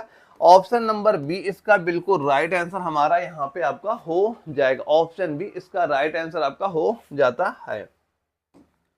अगला क्वेश्चन दोस्तों आता है कि 693 मीटर के एक वृत्ताकार पथ पर सुजाता और अंजलि समान बिंदु से लेकिन विपरीत दिशाओं में क्रमशः 2.85 किलोमीटर पर घंटा और 1.5 मीटर पर सेकंड की चाल से चलना शुरू करते हैं, तो वे पहली बार कब मिलेंगे, ये हमसे पूछा जा रहा है। वो पहली बार कब आपके मिलेंगे। देखो यहाँ पे क्या चीज दी जा रही है, यानी कोई एक वृत्ताकार पथ है, अब एक कोई वृत्ताकार पथ यहाँ पे है। अब यहाँ पे देखो दोनों की चाल दी जा रही है, यहाँ नहीं जो हमारा ये वृत्ताकार आपका पथ है, यानी इसका जो परिमाप है ये कितना दिया गया 693 मीटर के वृत्ताकार पथ, यानी इसकी पूरी लंबाई अगर देखी जाए ये पूरी लंबाई कितनी हमारे यहाँ पे दी गई, ये आपकी लंबाई दी गई 693, ये क्या दी गई 693 आपकी दी गई। अब यहाँ पे ये बताया गया है तो दो व्यक्ति हैं जो आपस में दौड़ रहे हैं, एक की चाल क्या दी जा रही है, एक की दी गई, यहाँ पे एक की चाल क्या दी गई है 1.5 मीटर पर सेकेंड, लेकिन इसकी चाल किसमें दी गई, इसकी दी गई आपकी 2 किलोमीटर पर घंटा। तो ये जो आप किलोमीटर पर घंटा में है इसको आप पहले चेंज करो मीटर पर सेकेंड में। किस लिए करोगे, क्योंकि जो आपके ये भी आपका मीटर में दिया गया, परिमाप भी मीटर में है, अब इसकी चाल भी आपका मीटर पर सेकेंड में। तो ये आप जो किलोमीटर पर घंटा में दिया जा रहा है इसके क्या करो मीटर पर सेकेंड में चेंज कर लो। और कोई चीज अगर किलोमीटर प्रति घंटा में है, किलोमीटर प्रति घंटा में आपका अगर कोई चीज आपको दिया जा रहा है तो मीटर पर सेकंड चेंज करना, आप इसे क्या करते हैं 5/18 से आप सीधा सीधा उसे वहां पे गुणा कर देते हैं, ठीक है।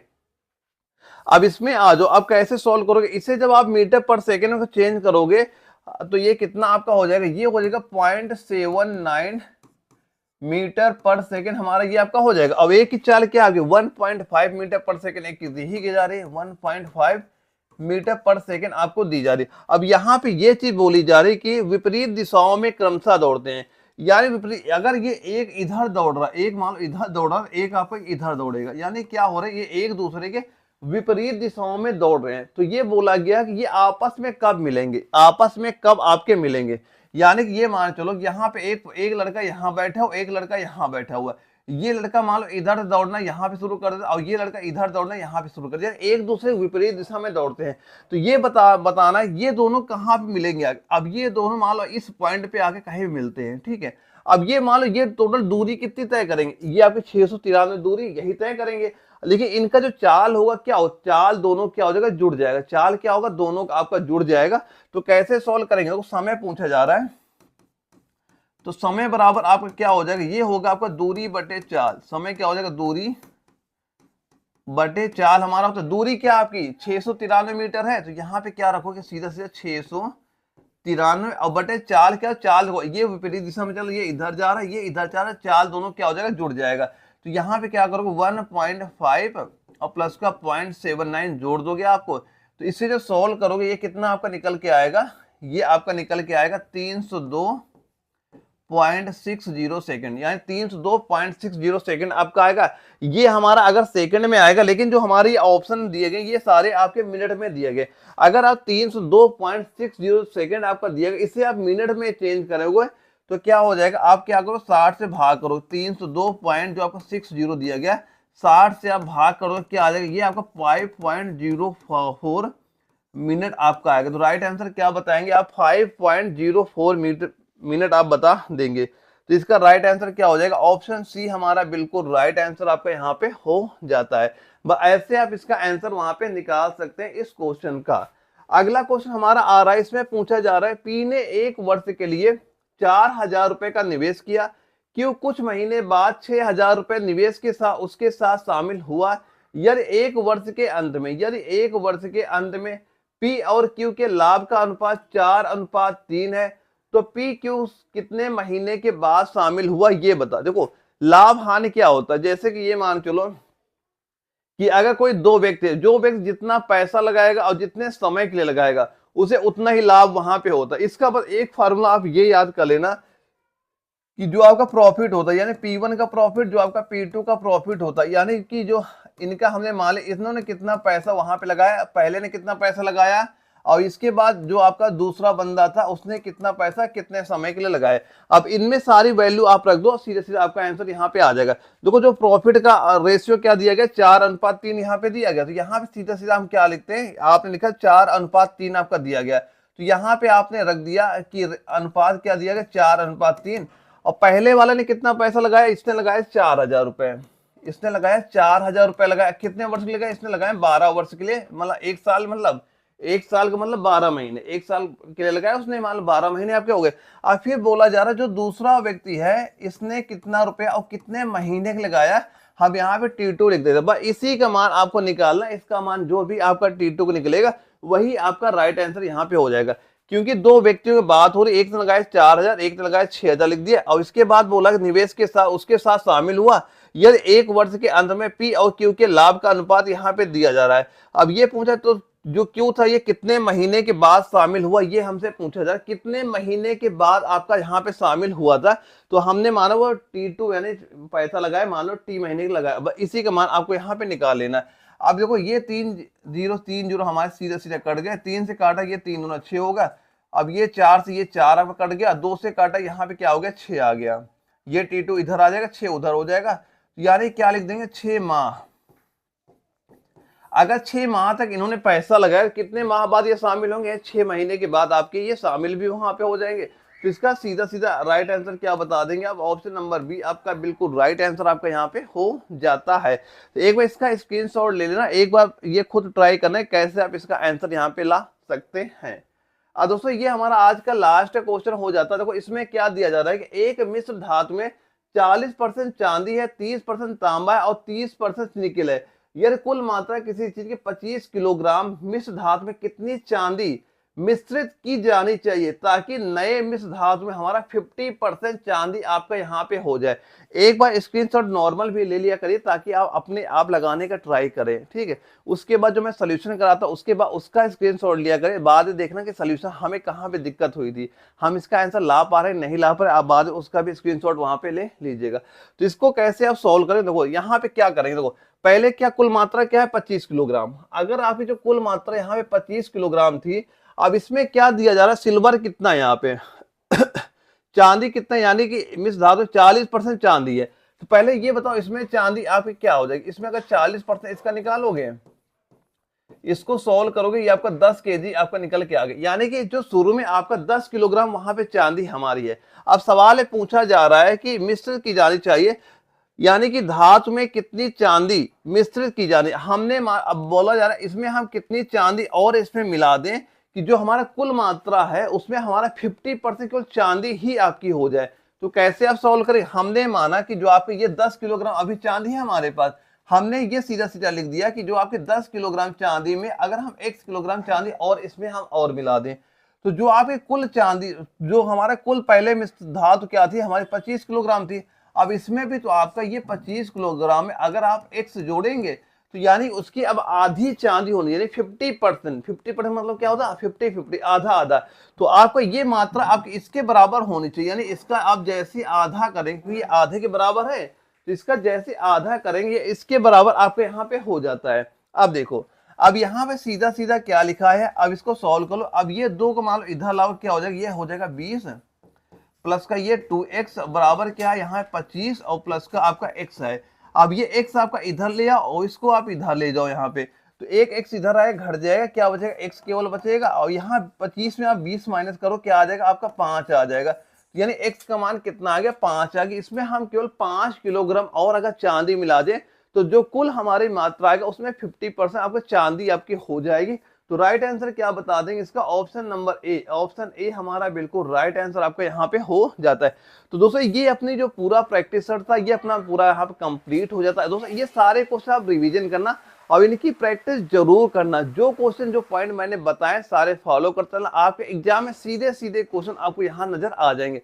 तो ओके दोस्तों, हम लोग मिलेंगे कल एक अगली प्रैक्टिस में, तब तक के लिए जय हिंद नमस्कार। और दोस्तों ये वीडियो को लाइक करना और शेयर करना ना भूलेगा। ओके दोस्तों, हम लोग मिलते हैं अगले वीडियो में, तब तक के लिए जय हिंद।